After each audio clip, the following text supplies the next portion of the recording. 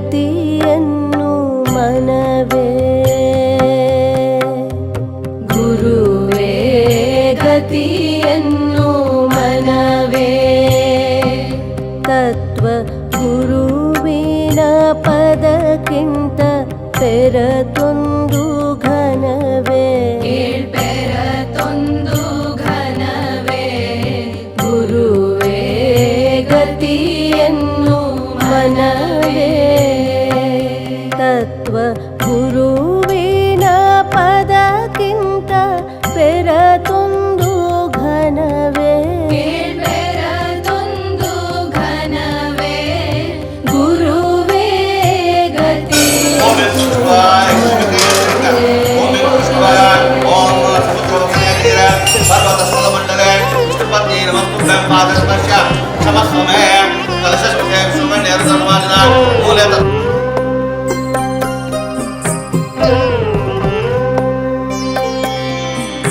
ಮರೆವೆ ಇಮ್ಮರುಳನಾಗಿರುವೆ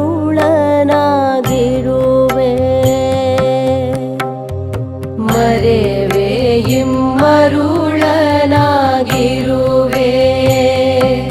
ಮೂಳೆ ನರ ಮಾಂಸ ತನುವ ತಾನೆ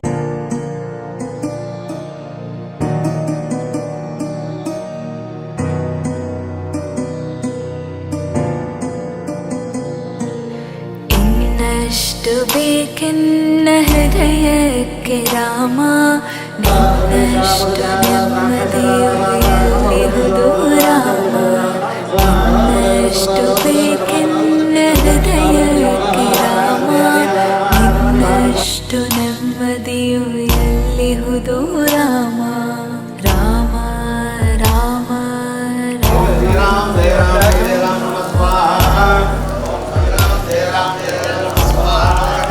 Shri Ram Jai Ram Jai Ram Swaha Om Shri Ram Jai Ram Jai Ram Swaha Om Shri Ram Jai Ram Jai Ram Swaha ನಿನ್ನಿಷ್ಟದಂತೆನ್ನ ಇಟ್ಟಿರುವೆ Rama ನನ್ನಿಷ್ಟದಂತೆಲ್ಲ ಕೊಟ್ಟಿರುವೆ Rama ಕಷ್ಟಗಳ ಕೊಡಬೇಡ ಎನ್ನಲಾರೆ ರಾಮ ಕಷ್ಟ ಸಹಿಸುವ ಸಹನೆ ಕೊಡು ನನಗೆ ರಾಮ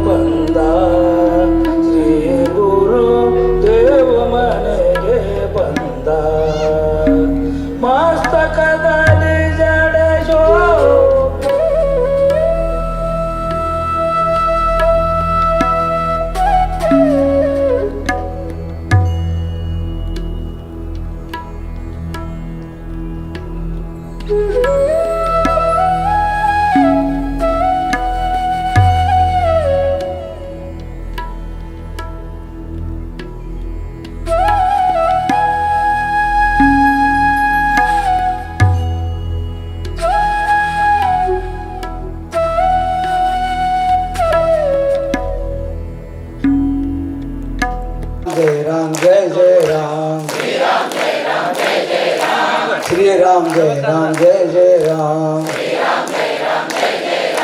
श्री राम जय राम जय जय राम श्री राम जय राम जय जय राम श्री राम जय राम जय जय राम श्री राम जय राम जय जय राम राजाधिराज सद्गुरुनाथ महाराज की जय ಉದ್ಧಾರ ಮಾಡಿದಂಥ ಸದ್ಗುರು ಸಮರ್ಥ ರಂಗರಾವ್ ಮಹಾರಾಜರು ಶ್ರೀ ಕ್ಷೇತ್ರ ಕುಪ್ಪಗಡ್ಡಿ ಇವರ ಪಾದಾಂಬರಿಗಳೊತ್ತಿಗೆ ನನ್ನ ದೀರ್ಘದನ್ನು ಪ್ರಾರಂಭ ಸಲ್ಲಿಸಿ ಸದ್ಗುರು ಸಮರ್ಥ ರಂಗರಾವ್ ಮಹಾರಾಜರ 50ನೇ ಪುಣ್ಯತಿಥಿಯ ಸುವರ್ಣ ಮಹೋತ್ಸವ ಇವತ್ತು 1941ನೇ ಇಸ್ವಿ ಒಳಗೆ ತಮ್ಮ ಗುರು ಆಜ್ಞೆಯಂತೆ ರಾಮರಾವ್ ಮಹಾರಾಜರ ಆಜ್ಞೆಯಂತೆ ಮನೆ ಬಿಟ್ಟು ಬಂದರು. ಈ ಚೈತನ್ಯದವರಿಗೆಲ್ಲ ಅದೇ ಇದು ಇಲ್ಲಂತಲ್ಲ, ನೆನಪು ಮಾಡಿಕೊಡ್ಲಿಕ್ಕೆ ಇವತ್ತು 50ನೇ ವರ್ಷ ಅಂತೇಳಿ ಬಂದ ಮೇಲೆ ಸಾಲೋಡಿಗೆಯನ್ನು ಬಿಟ್ಟು ಬಂದ ಮೇಲೆ 25 ವರ್ಷ ಆ ಕಡೆ ಮಹಾರಾಜರ ಆ ಊರ ಮೇಲೆ ಏನಾರ ಹಾಯ್ದು ಹೋಗ್ತಿತ್ತಂದ್ರೆ ದುಬ್ಬ ಮಾಡಿ ಕೊಡ್ತಿದ್ರಂತ. ಅವ್ರದ್ದು ಇದನ್ನ ಬೇಡ ಅಂತೇಳಿ ಇಂಥ ನಿಷ್ಪ್ರಿಯ ವ್ಯಕ್ತಿಗಳು ದಾಸಬೋಧ ಯಾರು ಓದಿದ್ರು ಅಂದ್ರೆ 14ನೇ ದಶಕ 1ನೇ ಸಮಾಸ ನಿಷ್ಪ್ರಿಯ ಲಕ್ಷಣ ಅಂತಿದೆ. ಅದರೊಳಗೆ ರಾಮದಾಸ್ ಮಹಾರಾಜರು ಬರೆದಂಥ ನಿಷ್ಪ್ರಿಯ ಲಕ್ಷಣ ಅದರಲ್ಲಿ ಏನು 80 ಓವಿ ಏನವ ಅದೆಲ್ಲನೂ ಸಮರ್ಥ ರಂಗರಾವ್ ಮಹಾರಾಜರಿಗೆ ಬರ್ಬೋದು ಅಂತೇಳಿ ಸಮರ್ಥದ ರಾಮದಾಸ್ ಮಹಾರಾಜರಿಗೆ ಅವಾಗ ಗೊತ್ತಿದ್ದು ಕಾಣಿಸ್ತದೆ. ರಂಗರಾವ್ ಮಹಾರಾಜರ ಅವತಾರ ಆಗ್ತದೆ, ಅದ್ರ ಸಂಬಂಧ ನಾವು ಬರಿಬೇಕಂತೇಳಿ ಬರೆದಿದ್ರೆ ಆ ನಿಷ್ಪ್ರಿಯ ಲಕ್ಷಣ ಬರೆದಿದ್ದೆ ಅವ್ರ ಸಂಬಂಧ ಬರ್ತಾರೆ. ಅಷ್ಟೊಂದು ಜೀವನ ಸರಳ ಮಾಡಿದರು. 25 ವರ್ಷ ಆದ ನಂತರ ಕುದುರೆ ಸಾಲೋಡಿಗೆ ಅವರು ಬಂದು ಬಿಜಾಪುರದ ಮಹಾರಾಜರು ಇದ್ದಾಗ ಅವ್ರ ಕಾಲ ಮೇಲೆ ಹೊಳ್ಳೆಯಾಡಿ ಹೊತ್ತು ಕರೆದು ಮತ್ತೆ ನಮ್ಮ ಊರಿಗೆ ಬರಬೇಕು ನೀವು ಅಂತೇಳಿ ಹೇಳಿದಾಗ ಬರ್ತೀನಿ ಕರೆ ಸಪ್ತಾವನು ಮಾಡೋನು ಹನುಮಂದಿರುಗಡೆ ಮಾಡೋನು ಹೊರತಾಗಿ ನಾನು ನಮ್ಮ ಆ ಕಡೆ ನಾ ಬರೋದಿಲ್ಲ ಅಂತೇಳಿ ಸ್ಪಷ್ಟವಾಗಿ ಹೇಳಿದ್ರಲ್ಲ. ಇದಕ್ಕಂತ ಸದ್ಗುರುಗಳು, ನಿಷ್ಪ್ರಿಯ ಸದ್ಗುರುಗಳು ಇದಕ್ಕಂತ. ನಾವೇನ್ರಿ 8 ದಿವಸ 4 ದಿವಸ ಮನೆ ಬಿಟ್ಟಿವಿ. ಯಾವಾಗ 10ನೇ ತಾರೀಕಾಗಿತ್ತು, ಯಾವಾಗ ಮನೆಗೆ ಹೋಗಿವೋ ಅಲ್ಲಿ ಮನೆ ಕೀಲಿ ಹಾಕೊಂಡ್ ಬಂದೀವಿ. ನಮ್ಗೆ ವಿಶ್ವಾಸ ಇಲ್ಲ. ಬಲಗೈಲಿ ಕೀಲಿ ಹಾಕ್ತೀವಿ, ಎಡಗೈ ಜಗ್ಗಿ ನೋಡ್ತೀವಿ.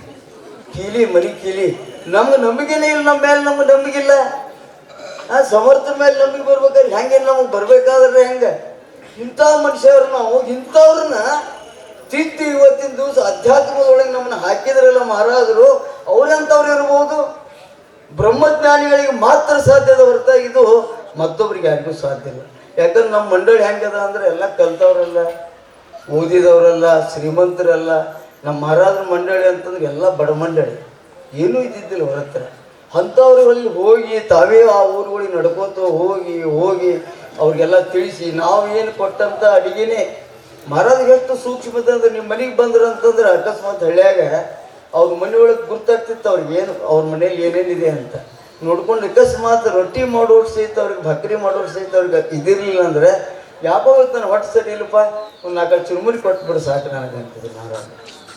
ಇಷ್ಟು ಜೀವನ ಸರಳ ಜೀವನ ನಡೆಸಿದರು. ಕೆಲವು ಕಡೆ ನೀರು ಕುಡಿದು ಮಲ್ಕೊಂಡಾರ ಮಹಾರಾಜರು.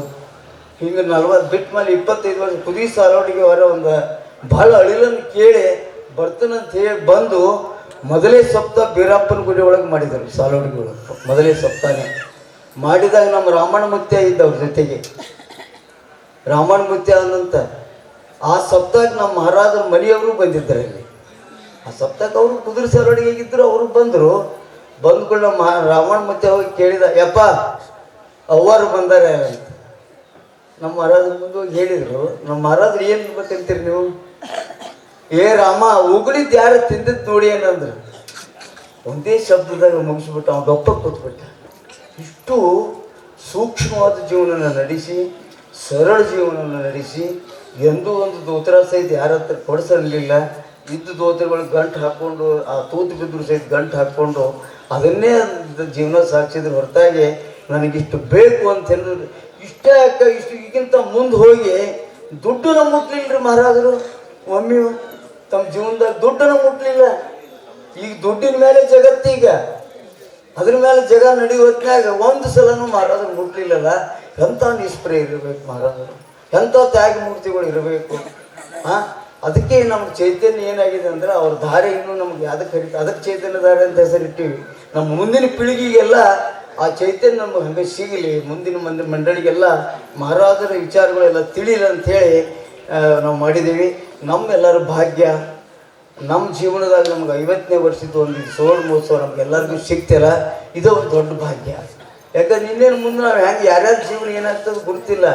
ಯಾಕಂದ್ರೆ ಇದು ನೇಮ ಇಲ್ಲದಕ್ಕೆ ಅಂಥ ಒಂದು ಜೀವನದಾಗ ನಾವು ಇದ್ದೀವಲ್ಲ, ಇದು ನಡೆಸಿದ್ದಕ್ಕೆ, ಈ ಕಾರ್ಯಕ್ರಮ ನಡೆದಿದ್ದಕ್ಕೆ ನಮಗೆಲ್ಲ ಹೆಂಗಾಗಿರೋದ್ರೆ ದಿವಸ 3-4 ಮಂದಿ ಬರ್ತಾ ಇದ್ದಾರೆ ಪೂಜ್ಯರು. ಬಂದಿದ್ದನ್ನೆಲ್ಲ ನಮಗೆ ಮಾಡುವ ಹೊತ್ತಿನಾಗ ಭಾಳ ಸಂತೋಷ ಅನಿಸ್ತದೆ. ಮಹಾರಾಜರ ಒಂದು ಶಕ್ತಿ ನಮಗೆ ಈಗ ಗೋಚರ ಆಗ್ಲಿಕ್ಕತ್ತದ. ಇನ್ನು ಮುಂದೆ ಏನೇನಾಗ್ತದೆ ನಮಗೆ ಗೊತ್ತಿಲ್ಲ. ಅಂಥ ಒಂದು ಇದರೆಲ್ಲ ಈ ದಿವಸದಾಗ ಇದ್ದೀವಿ. ನಮ್ಮೆಲ್ಲರಿಗೂ ಅದೊಂದು ಹೆಮ್ಮೆಯ ವಿಷಯ ಅಂತ ನಾವು ಅಂತೀವಿ. ಲಗ್ನ ಬಗ್ನ ಮಾಡ್ಬೋದು, 50 ಲಕ್ಷ ರೂಪಾಯಿ ಖರ್ಚು ಮಾಡ್ಬೋದು, ಕೋಟಿ ಗಂಟೆಯನ್ನು ಖರ್ಚು ಮಾಡ್ಬೋದು, ಬೇಕಾದ ಟೂರ್ ಪ್ರವಾಸ ಮಾಡ್ಕೊಂಡು ಬರ್ಬೋದು, ಯಾತ್ರೆ ಮಾಡ್ಕೊಂಡು ಬರ್ಬೋದು. ಖರೆ ಇವತ್ತು ಈ ಕುಬಕಡ್ಡಿ ಕ್ಷೇತ್ರದ ಮಹಾರಾಜರ 50ನೇ ವರ್ಷ ಮಾಡ್ತೀವಲ್ಲ, ಇನ್ನು ಜೀವನದಾಗ ಎಂದೂ ಇಂಥದ್ದು ನೋಡುವಂಥ ಸಿಗೋ ಭಾಗ್ಯ ನಮ್ಗೆ ಯಾರಿಗೂ ಇಲ್ಲ ಅಂತೇಳಿ ದೊಡ್ಡ ಹೆಮ್ಮೆ ನಮಗೆಲ್ಲರಿಗೂ. ಅದಕ್ಕಾಗಿ ನಾವೆಲ್ಲರೂ ಇದರಲ್ಲಿ ಪೂರ್ಣವಾಗಿ ಭಾಗವಹಿಸಿ ಇದ್ರ ಪೂರ್ಣ ಸದುಪಯೋಗ ಮಾಡ್ಕೋಬೇಕಂತ ತಮ್ಮೆಲ್ಲರಲ್ಲೂ ಕೇಳ್ಕೊತಾ ಮುಂದಿನ ಕಾರ್ಯಕ್ರಮಕ್ಕೆ ಅಡಿಯಾಗೋಣ.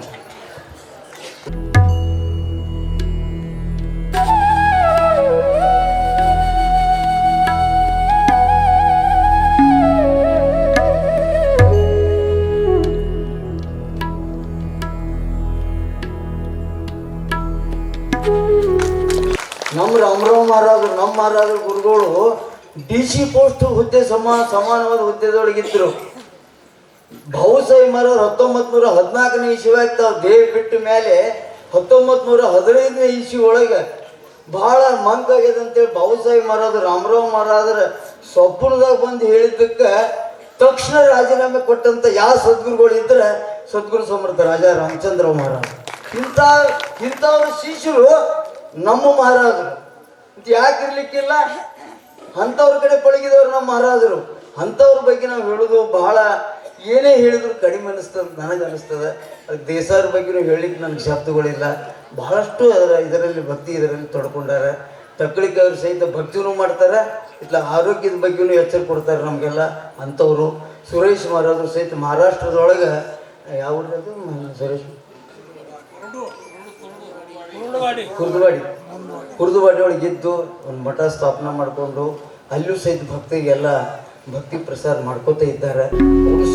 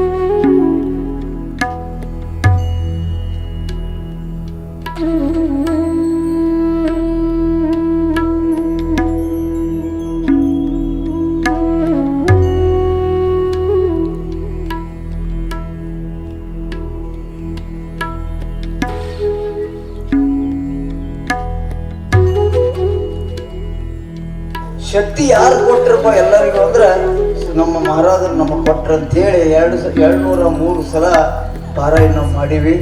ಇನ್ನೂ ಮಾಡ್ಕೋತಾನೆ ಇದ್ದೀವಿ. ಎಲ್ಲರ ಮನೆಗೂ ಮಾಡ್ತಾರೆ. ದಿವಸ ಭಜನೆ ಮಾಡ್ಬೇಕಾದ್ರೆ ಒಂದು ಸಮಾಜ ಓದೇ ನಾವು ಭಜನೆ ಮಾಡ್ತೀವಿ. ಇದು ಮಹಾರಾಜ ಕಲಿಸಿದಂಥ ಪಾಠ. ಇದು ನನಗೆ ರಾಮರಾವ್ ಮಹಾರಾಜ್ ಕೊಟ್ಟಂತ ನೌಕರಿ. ಇದನ್ನ ಬಿಟ್ಟಾದ್ರೆ ಓದೋದು ಒಂದು ದಿವಸ ಬಿಟ್ಟರೆ ನಮ್ಮ ಶಿಷ್ಯ ಮಂಡಳಿ ಮಹಾರಾಜರು ಬಿಟ್ಟರೆ ನಮಗೆ ನಡೀತದ ಅಂತೇಳಿ ಅಂದಿದ್ದಾರೆ ಅಂತೇಳಿ ಒಂದು ದಿವಸ ಸಹಿತ ಮಹಾರಾಜರ ದಾಸೋಹ ಬಿಡಲಿಲ್ಲ. ಇದು ನಿಜವಾದ ಸದ್ಗುರುಗಳ ಲಕ್ಷಣ. ಇದನ್ನು ಮಾಡಿ ತೋರಿಸಿದ್ರು. ಅದಕ್ಕೆ ಇವತ್ತು ನಮ್ಮ ಶ್ರೀಮಠದಿಂದ ಈ ದಾಸೋಹವನ್ನು ಬಿಡುಗಡೆ ಮಾಡ್ತೇವೆ. ಎಲ್ಲ ಪೂಜ್ಯರು ಮತ್ತೆಲ್ಲರೂ ಕೂಡ ಅದು ಬಿಡುಗಡೆ ಮಾಡಬೇಕಂತ ಹೇಳಿ ತಮ್ಮಲ್ಲಿ ವಿನಂತಿ.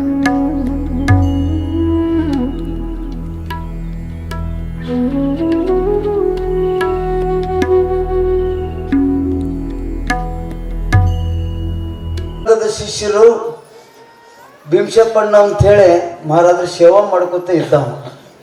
ಏನೂ ಕಲೀಲಾರದ ವ್ಯಕ್ತಿ, ಜಾತಿ ಒಳಗೆ ಕುರುವರು. ನಮ್ಗೆ ಜಾತಿ ಬೇಕಾಗಿಲ್ಲ, ನಿಮ್ಗೆ ಸುಮ್ಮನೆ ಅದು ರೆಫರೆನ್ಸ್ ಕೇಳಿಕತ್ತೀನಿ ಅಷ್ಟೇ. ಜಾತಿ ಬಿಟ್ಟಿದ್ದಂಥ ಮಠನೇ ನಮ್ಮ ಮಠ, ನಮ್ಗೆ ಅದರಲ್ಲಿ ಆಸಕ್ತಿ ಇಲ್ಲ.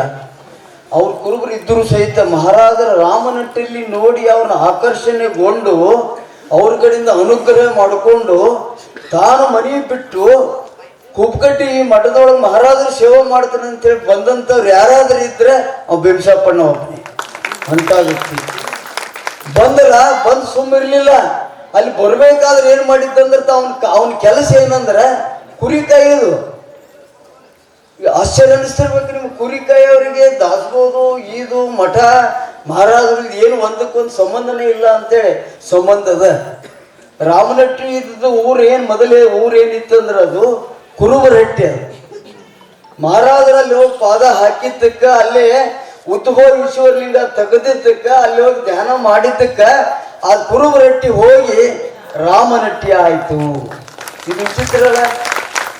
ಕೇಳಿದ್ರೆ ಊರು ಯಾವ್ದ್ರ ಹೆಸರು ಬದಲಿ ಆಗಿತ್ತು, ಅಡ್ಡ ಹೆಸರು ಬದಲಿ ಆಗ್ತಾವ, ನಮ್ಮೆಲ್ಲ ಬದಲಿ ಆಗ್ಯಾವ. ಜೋಯಿಸರಿದ್ದು ಚಟ್ರಿಕೆ ಅಂತ ಆಗಿವಿ. ಜೋಯಿಸರು ಇದ್ರು ಆ ಊರು ಬಿಟ್ಟು ಬಂದಿ, ಅವ್ರ ಊರಿನ ಹೆಸರು ಬರ್ತದೆ ಎಲ್ಲರಿಗೂ ಸಾಮಾನ್ಯ. ಇಂಥ ವ್ಯಕ್ತಿಯಲ್ಲಿ ಕುರಿ ಕಾಯೋ ಒಳಗೆ ತಾನೇ ಸ್ವತಃ ದುಡಿದು ಕುರಿ ಕಾಯ್ದು ಹೊಲದಾಗ ಕೆಲಸನೂ ಮಾಡಿ 60 ಕುರಿ ತಗೊಂಡಿದ್ದವ. 60 ಕುರಿಯನ್ನು ಮಾರಿ 13 ಎಕರೆ ಜಮೀನು ತಗೊಂಡಿದ್ದ. ಆ ಕುರಿ ಮಾರಿ ಆಗಿನ ಕಾಲ ಮಾರಿದ 13 ಎಕರೆ ಏನು ಮಾಡಿದಪ್ಪ ಅಂದ್ರೆ ಇದಕ್ಕೆ ತ್ಯಾಗ ಅಂತಾರ.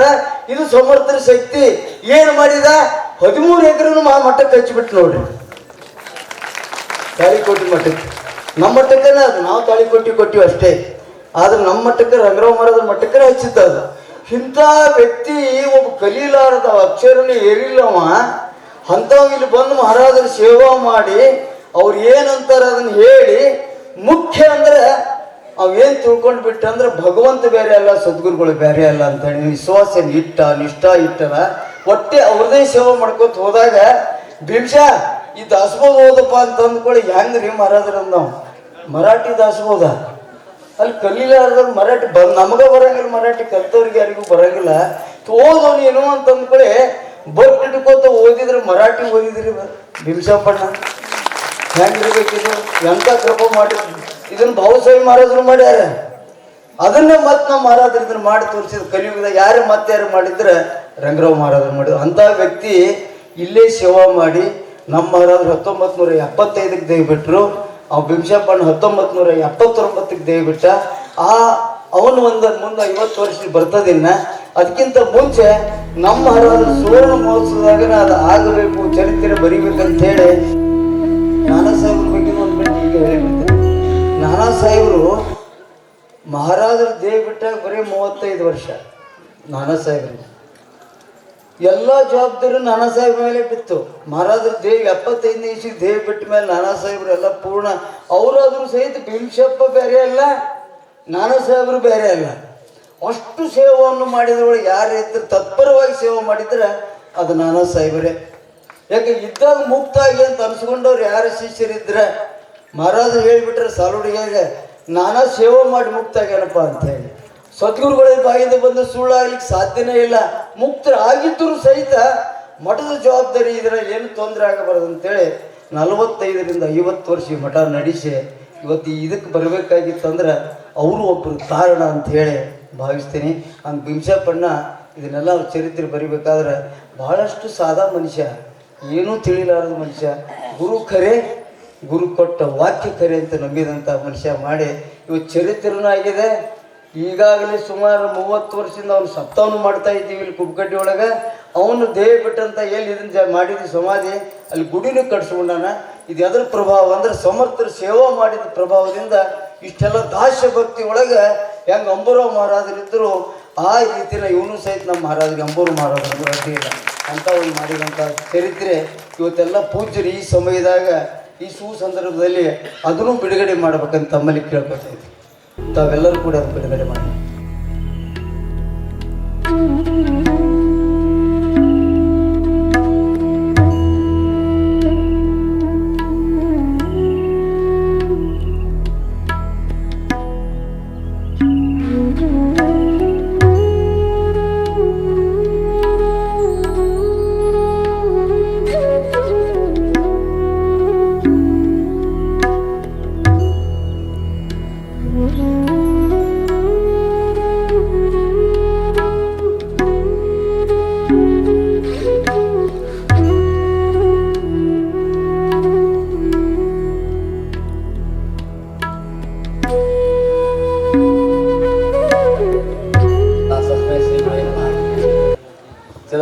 ನಮಸ್ತೆ ಸ್ತೋ ಚಿಂತಾಸುಪ್ರಾಯಣೆ ಔದುಂಬ ಸದಾವಾಸ ಶ್ರೀ ಚಿದಂಬರ ನಮೋಸ್ತೆ. ಶ್ರೀ ಸದ್ಗುರು ಸಮರ್ಥ ರಂಗರಾವ್ ಗುರು ಮಹಾರಾಜರ 50ನೇ ವರ್ಷದ ಮಹೋತ್ಸವದಲ್ಲಿ ಹಾಗೂ ಸುಕ್ಷೇತ್ರ ಕುಪ್ಪಕಡ್ಡಿಯಲ್ಲಿ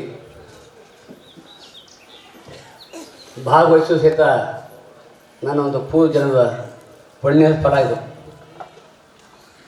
ವೇದಿಕೆ ಮೇಲಿದ್ದಂಥ ಎಲ್ಲ ಪರಮ ಪೂಜರಿಗೆ ಕೋಟಿ ಕೋಟಿ ಶ್ರೀಶಾಸ್ತ್ರ ನಮಸ್ಕಾರ ಸಲ್ಲಿಸುತ್ತಾ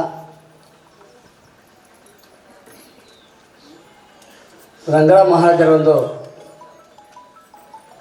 ಕೃಪಾ ಹೆಂಗಿರ್ತದೆ ಅಂದ್ರೆ ನನಗೂ ಒಂದು ಅನುಭವ ಆಗ್ತಿದೆ. ಹೆಂಗಂದ್ರೆ ಪ್ರತಿ ವರ್ಷ ಸೌದತ್ತಿಯಲ್ಲಿ ರಂಗರಾವ್ ಮಹಾರಾಜರ ಆರಾಧನಾ ಮಹೋತ್ಸವ ಆಗ್ತದೆ. ಆದ್ರೆ ನನಗೆ ಈ ವರ್ಷ ಆ ಕಾರ್ಯಕ್ರಮಕ್ಕೆ ನನಗೆ ಹಾಜರಾಗಲಿ ನನಗೆ ಅನುಕೂಲ ಆಗಲಿಲ್ಲ. ಆ ಟೈಮ್ ನಾನು ಬೆಂಗಳೂರಿಗಿದ್ದೆ. ನಂತರ ವಿಷಯ ಗೊತ್ತಾಯ್ತು, ಮನಸ್ಸಿಗೆ ಹರಳೆ ಆಯ್ತು. ಆದರೆ ಮಹಾರಾಜರು ಹರಳೆ ಮಾಡ್ಕೋಬೇಡ, ನೀನು 50ನೇ ವರ್ಷಕ್ಕೆ ಇಲ್ಲೇನು ಸಂಭ್ರಮ ಆಗ್ತಾಯಿದೆ, ಆ ಸಂಭ್ರಮವನ್ನು ನೀನು ಭಾಗವಹಿಸಿ ಸಂತೋಷ ಪಡೋದು ಸ್ವಾಮಿಯವರ ಮಹಾರಾಜ ಆಶೀರ್ವಾದ ಆಯಿತು. ಅವರ ಮಹಾರಾಜ ಆಶೀರ್ವಾದನ ಇಲ್ಲಿ ಈ ಒಂದು ಕಾರ್ಯಕ್ರಮಕ್ಕೆ ಹಾಜರಾಗ್ತಾ ಇದ್ದೇನೆ. ಮಹಾರಾಜ ಕೃಪಾಶೀರ್ವಾದ ನಮ್ಮ ಮೇಲೆ ಸದಾ ಇದೆ. ಮಹಾರಾಜ ಅಪೇಕ್ಷೆ ಏನು ಅಂತಂದರೆ ಓಂ ಆರೋಗ್ಯಂ, ಓಂ ಆನಂದಂ, ಓಂ ಪರಿಪೂರ್ಣಂ. ಮನುಷ್ಯಾಗ ಯಾವಾಗಲೂ ಆನಂದ ಬಯಸ್ತಾನೆ, ದುಃಖವನ್ನು ಬಯಸೋದಿಲ್ಲ. ಆನಂದ ಬೇಕಾದಂತಂದ್ರೆ ಆರೋಗ್ಯ ಬೇಕಾಗ್ತದೆ. ಆರೋಗ್ಯ ಸರಿ ಇತ್ತಂತಂದ್ರೆ ನಾಮಸ್ಮರಣೆ ಬರ್ತದೆ. ಆರೋಗ್ಯ ಸರಿ ಇಲ್ಲ ಅಂದ್ರೆ ನಾಮಸ್ಮರಣೆ ಬರಲಿಕ್ಕೆ ಅವಕಾಶ ಇಲ್ಲ. ಆವಾಗೇನಾಗ್ತದೆ, ಪರಿಪೂರ್ಣ ಆಗ್ತದೆ. ರಂಗರಾವ್ ಮಹಾರಾಜರ ವಾಣಿ ಏನಂತಂದ್ರೆ ಯಾವಾಗೂ ಶಿಷ್ಯ ಆನಂದವಾಗಿರಬೇಕು, ಅವನ ಜೀವನ ಆನಂದಮಯಬೇಕು, ಸುಖಮಯವಾಗಬೇಕು, ಹೃದಯವಂತಿಗೆ ಜೀವನ ಆಗಬೇಕು ಅಂತ ಮಹಾರಾಜರ ಅಪೇಕ್ಷೆ ಇರ್ತದೆ. ಅದಕ್ಕೆ ನಾವು ಅವರ ಒಂದು ಹಾದಿಯಲ್ಲಿ, ಅವರ ಒಂದು ಕೃಪಾಶೀರ್ವಾದದಲ್ಲಿ ನಾವು ಅಲ್ಲಿ ಜೀವನ ಮಾಡ್ತಾ ಇದ್ದೇವೆ. ನಮ್ಮದು ಅದೇ ತತ್ವ, ಸರ್ವೇ ಜನ ಸುಖಿನೋ ಭವಂತು. ಅದಕ್ಕೆ ನಾನು ಎಲ್ಲಿ ಹೋದ ನಾನು ಆರೋಗ್ಯ ಬಗ್ಗೆ ಹೆಚ್ಚು ಒತ್ತು ಕೊಡ್ತೇನೆ. ಆರೋಗ್ಯವೇ ಭಾಗ್ಯ, ಆರೋಗ್ಯವೇ ಸಂಪತ್ತು, ಆರೋಗ್ಯವೇ ರೂಪ, ಆರೋಗ್ಯವೇ ಆಭರಣ, ಆರೋಗ್ಯ ವಿದ್ಯಾ, ಆರೋಗ್ಯ ವಸ್ತ್ರ, ಆರೋಗ್ಯವೇ ಸೇವೆ. ನಾವು ಸೇವೆ ಮಾಡ್ಬೇಕಾದ್ರೂ ಆರೋಗ್ಯ ಬೇಕಾಗ್ತದೆ. ಆರೋಗ್ಯ ಸರಿ ಇದ್ದು ಸೇವೆ ಮಾಡಲಿಕ್ಕೆ ಅವಕಾಶ ಇದೆ. ಆರೋಗ್ಯ ಸರಿ ಇಲ್ಲ ಅಂತಂದ್ರೆ ಸೇವೆ ಮಾಡಲಿಕ್ಕೆ ಅವಕಾಶ ಇಲ್ಲ. ಅದಕ್ಕೆ ನಾವೆಲ್ಲ ಆರೋಗ್ಯ ಕಡೆ ಹೆಚ್ಚು ಗಮನ ಕೊಡಬೇಕು. ನಮ್ಗೇನಾಗ್ತದಂದ್ರೆ ಕೆಟ್ಟ ಮೇಲೆ ಬುದ್ಧಿ ಬರ್ತದೆ. ಎಲ್ಲರಿಗೂ ಕೆಟ್ಟ ಮೇಲೆ ಬುದ್ಧಿ ಬರೋದು, ಕೆಡವರಿಗೂ ಬುದ್ಧಿ ಬರಲಿಕ್ಕೆ ಅವಕಾಶ ಇಲ್ಲ. ಮತ್ತು ನಾವು ನಿತ್ಯ ನಾವು ನಾಮಸ್ಮರಣೆ ಮಾಡಿದರೆ ಆ ನಾಮಸ್ಮರಣೆ ಫಲ ಏನಾಗ್ತಂತಂದ್ರೆ ಇವತ್ತೇನೋ ಪ್ರೀತಿ ನಮ್ಗೆ ಕಾಲಿಗೆ ಪೆಟ್ಟಾಗಬೇಕಾಗಿರ್ತದೆ ಅಥವಾ ಕಾಲಿಗೇನೋ ಒಂದು ಫ್ರ್ಯಾಕ್ಚರ್ ಆಗಬೇಕಾಗಿರ್ತದೆ. ಆ ನಾಮಸ್ಮರಣೆ ಕಾಲು ಫ್ರ್ಯಾಕ್ಚರ್ ಆಗೋದಿಲ್ಲ, ಬರೀ ಕಾಲು ಉಳುತ್ತದೆ. ಅಷ್ಟು ನಾಮಸ್ಮರಣೆ ಶಕ್ತಿ ಅದ. ನಾವು ನಿತ್ಯ ನಾಮಸ್ಮರಣೆ ಮಾಡ್ತೀವಿ. ಆ ನಾಮಸ್ಮರಣೆಯಿಂದ ನಮ್ಮ ಜೀವನ ಪರಿಪೂರ್ಣ ಆಗಲಿಕ್ಕೆ ಅವಕಾಶ ಅದ. ಅದಕ್ಕೆ ನಾನು ಇಲ್ಲಿ ಸಮಯ ಭಾಳ ಕಡಿಮೆ ಅದ. ವಿಶೇಷವಾಗಿ ನಾನು ವಿಶೇಷವಾಗಿ ಆರೋಗ್ಯ ಬಗ್ಗೆ ಹೆಚ್ಚು, ನಾನು ಎಲ್ಲಿ ಹೋದಲೇ ಆರೋಗ್ಯ ಬಗ್ಗೆ ಹೆಚ್ಚು ಒತ್ತು ಕೊಡ್ತೇನೆ. ಮೇನ್ ಆರೋಗ್ಯ ಬೇಕು ಮನುಷ್ಯನಿಗೆ. ನಾನು ಕೆಲವೊಂದು 4 ಮನುಷ್ಯರಿಗೆ ಹೇಳಿಬಿಡ್ತೇನೆ, ಮನುಷ್ಯನಿಗೆ ಆರೋಗ್ಯವೇ ಭಾಗ್ಯ ಅಂತ ಏನು ಹೇಳ್ತಾನಲ್ಲ, ನಮ್ಮ ಆರೋಗ್ಯ ಸರಿ ಬೇಕಂತಂದ್ರೆ ನಮ್ಮನ್ನು ನಾವು ಸಮರ್ಥನೆ ಮಾಡ್ಕೊಳ್ಬೇಕು, ನಾವು ಪರಿವರ್ತನೆ ಆಗಬೇಕು. ಒಂದು 4-5 ಟಿಪ್ಸ್ ಹೇಳಿಬಿಡ್ತೇನೆ. ಒಂದು ಆರೋಗ್ಯ ಸರಿ ಇರಬೇಕು. ಈ ಮನುಷ್ಯನಿಗೆ ವಾತ, ಪಿತ್ತ, ಕಫ ಇವು ಆರೋಗ್ಯದ ಮೂಲ. ಮನುಷ್ಯನಿಗೆ ವಾತ ಬರ್ತದೆ, ಪಿತ್ತ ಬರ್ತದೆ, ಕಫ ಬರ್ತದೆ. ಇದು ಬಂತಂದ್ರೆ ಆರೋಗ್ಯ ಕೆಡ್ತದೆ. ಈಗ ನಮಗೆ ವಾತ ಆಗೋದು, ಪಿತ್ತ ಆಗೋದು, ಕಫ ಆಗೋದು ಹೆಂಗೆ ಗೊತ್ತಾಗೋದು? ಈ ವಾತಕ್ಕೆ ಬಾಯಾಗಿ ನೀರು ಹಾಕೋಬೇಕು. ಸ್ವಲ್ಪ ನೀರು ಹಾಕೊಂಡು ಗುಳು ಮಾಡಬೇಕು. ನೀರು ಹುಳುಳಿ ಆಗ್ತದೆ. ನೀರು ಹುಳುಳಿ ಆಯ್ತು, ನನಗೆ ವಾತ ಆಗಿನ ಕಲ್ಪನಾ. ವಾತದ ಲಕ್ಷಣ ಏನು? ವಾತದ ಲಕ್ಷಣ ಮೈಕೈ ನೋವು ಆಗ್ತದೆ, ಸಂಧಿ ವಾತ ಉತ್ಪತ್ತಿ ಆಗ್ತದೆ. ಈ ಮೊಣಕಾಲ ಸಂಧಿ ಆಗಲಿ, ಮುಂಗೈ ಸಂಧಿ ಆಗಲಿ, ಪಾದಕ ಸಂಧಿ, ಒಟ್ಟು ಸಂಧಿ ವಾಸ ಉತ್ಪತ್ತಿ ಆಗ್ತದೆ, ನೋವು ಜಾಸ್ತಿ ಆಗ್ತದೆ. ಅದಕ್ಕೇನು ಪರಿಹಾರ? ವಾತದ ಪರಿಹಾರ, 1 ಲೋಟ ತಾಮ್ರ ಒಟಗ ಅದಕ್ಕೆ ಹಾಲು ಇಡಬೇಕು. ರಾತ್ರಿ ಹಾಲು ಇಡಬೇಕು, ಬೆಳಿಗ್ಗೆ ಹಾಲು ಕುಡಿಬೇಕು. ಒಂದು ವಾರ ಮಾಡಿಬಿಡ್ರಿ, ವಾತದ ನೋವೆಲ್ಲ ಹೋಗ್ಬಿಡ್ತದೆ. ಯಾರಿಗೆ ವಾತ ಪ್ರಕೃತಿ ಅದ ಅವರಿಗೆ ವಾಸಿ ಆಗ್ತದೆ. ಆಮೇಲೆ ಪಿತ್ತ ಹಾಗೆ ಹೆಂಗೆ ಇದೆ, ಬಾಯ ಸ್ವಲ್ಪ ನೀರು ಹಾಕೊಡ್ರಿ, ಸ್ವಲ್ಪ ನೀರು ಗುಳುಗುಳುಗಳು ಮಾಡಿರಿ, ನೀರು ಕಹಿ ಆಗ್ತದೆ. ಕಹಿ ಆಗ್ತದೆ ನನಗೆ ಪಿತ್ತ ಏನು ಕಲ್ಪನೆ ಆಗ್ತದೆ. ಪಿತ್ತಿಗೆ ಏನು ರೆಮಿಡಿ? ಪಿತ್ತಿಗೆ ಬೆಳಿಗ್ಗೆ ಎದ್ದ ತಕ್ಷಣ 4 ಬೆಂಡೆಕಾಯಿ ತಿಂದ್ಬಿಡ್ರಿ, ಹಾಗೆ ಪಿತ್ತ ವಾಶ ಔಟ್ ಆಗ್ತದೆ. ಆಮೇಲೆ ಕಫ ಆಗ್ಯದ, ಕಫಕ್ಕೆ ಸ್ವಲ್ಪ ನೀರು ಹಾಕೊಡ್ರಿ, ನೀರು ಗುಳುಗುಳುಗಳು ಮಾಡಿರಿ, ನೀರು ಸಿಹಿ ಆಗ್ತದೆ. ಬಾಯ ನೀರು ಸಿಹಿ ಆಗ್ತದೆ, ನನಗೆ ಕಫ ಆಗ್ಯದ ಅರ್ಥ ಆಗ್ತದೆ. ಕಫಕ್ಕೇನು ಬೇಕಂತ ಕಫ ಆಗಲಿ, ಎದೆ ನೋವಾಗ್ಯದ, ನಿಮಗೆ ಎದೆ ತ್ರಾಸ ಆಗ್ಲಿಕ್ಕತ್ತದ, ಒಟ್ಟು ಉಸಿರು ತ್ರಾಸ ಆಗ್ಲಿಕ್ಕತ್ತದ, ಅಂಥವ್ರು ಕಫ ತಕ್ಷಣ ಕಡಿಮೆ ಆಗ್ಬೇಕಂತಂದ್ರೆ 2 ವೀಳ್ಯದೆಲೆ, 2 ಕಾಳು ಮೆಣಸಿನಕಾಳು, 2 ಕಾಳು ಉಪ್ಪು, ಒಂಚೂರು ಉಳ್ಳಾಗಡ್ಡಿ, ಇದನ್ನು ಮೂಸ ತಿಂದ್ಬಿಡ್ರಿ, ಅವತ್ತು ಪೂರ್ತಿ ಅದನ್ನು ಕಫ ಎಲ್ಲ ವಾಶ ಆಗ್ಬಿಡ್ತದೆ. ಎಷ್ಟು ಸಿಂಪಲ್ ಅವ. ನಾವೆಲ್ಲೇ ಪ್ರತಿಯೊಂದು ಡಿಪೆಂಡ್ ಆಗಿಬಿಟ್ಟೇವಿ. ಅದಕ್ಕೆ ನಾನು ಹೇಳ್ತಾನು, ಅಪಾಯಕಾರಿ ಔಷಧಿಗಿಂತ ಅಪಾಯಕಾರಿ ಡಾಕ್ಟ್ರ್ ಇರ್ತಾರಂತ. ಅದಕ್ಕೆ ಯಾವಾಗ ನಾವು ನೇರವಾಗಿ ಡಾಕ್ಟರ್ ಹೋಗಲೇಬಾರ್ದು. ಮನೆ ಔಷಧಿ ಮಾಡ್ಬೇಕು. ಮನೆ ಸಾಕಷ್ಟು ಅಡುಗೆ ಮನೆಯೊಳಗೆ ಎಲ್ಲ ಔಷಧವ. ಎಷ್ಟೋ ಮಂದಿ ಎಸಿಡಿಟಿ ಆಗ್ತದೆ. ಎಸಿಡಿಟಿ ಸಿಂಪಲ್ ಅದ. ಯಾರಿಗೆ ಅತಿರಾಗಿ ಎಸಿಡಿಟಿ ಆಗ್ತದೆ, ಒಂದು ಲೋಟ ಬಿಸಿನೀರು, ಒಂದು ಚಮಚ ತುಪ್ಪ ಹಾಕಿ ಕೊಟ್ಟಿರಿ, ಯಾಕೆಂದರೆ ಎಸಿಡಿಟಿ ಕಡಿಮೆ ಆಗ್ತದೆ. ಎಷ್ಟು ಸಿಂಪಲ್ ಬೆಲೆ. ನಾವೇನು ಮಾಡ್ತೀವಿ, ಮತ್ತು ಅದಕ್ಕೆ ಏವಿನ ಗುಳಿಗೆ ಏನೇನೋ ಗುಳಿಗೆ ಹೋಯ್ತು, ಅದಕ್ಕೆ ಯಾವಾಗೂ ಗುಳಿಗೆ ಕಡಿಮೆ ಮಾಡಿ. ಈಗ ವಿಚಿತ್ರವಾಗಿ ವಿಶೇಷ ಹೇಳ್ತೀವಿ, ಮತ್ತು ಗುಳಿಗೆ ಒಳಗೆ ಸ್ಟೆರಾಯ್ಡ್ ಸ್ಲೋ ಪಾಯ್ಸನ್ ಅದು ದೇಹದ ಮೇಲೆ ವ್ಯತಿರಿಕ್ತ ಪರಿಣಾಮ ಆಗ್ತದೆ. ಆದಷ್ಟು ಗುಳಿಗೆ ರಹಿತ ಜೀವನ ಆಗಬೇಕು. ಇತ್ತಿತ್ತಲಾಗಿ ನಾವೆಲ್ಲ ಮತ್ತೊಂದು ಇದು ಬಂದೀವಿ, ಆಹಾರವೇ ಔಷಧಿ. ಪ್ರತಿಯೊಂದು ಆಹಾರದ ಔಷಧಿ ಅದ, ಅದು ನಮಗೆ ಪರಿಕಲ್ಪನೆ ಇಲ್ಲ. ಅದಕ್ಕೆ ನಾವು ಇತ್ತಿತ್ತಲಾಗಿ ಅದ್ರ ಬಗ್ಗೆ ನಾವು ಧಾರವಾಡದಲ್ಲಿ ಒಂದು ಚಿಂತನೆ ಮಾಡ್ತಾ ಇದ್ದೇವೆ. ಎಲ್ಲ ಡಾಕ್ಟರ್ ಕೂಡ ನಾವೆಲ್ಲ ಆಹಾರವೇ ಔಷಧಿ ಮಾಡ್ತಾ ಇದ್ದೇವೆ. ಈಗಾಗಲೇ ಡೆಹ್ಯಾಡ್ ಒಂದು ಹಾಸ್ಪಿಟಲ್ ಓಪನ್ ಆಗಿದೆ, 3rd ಐ ಅಂತ, 3ನೇ ಕಣ್ಣು ಅಂತಂತೇಳಿ.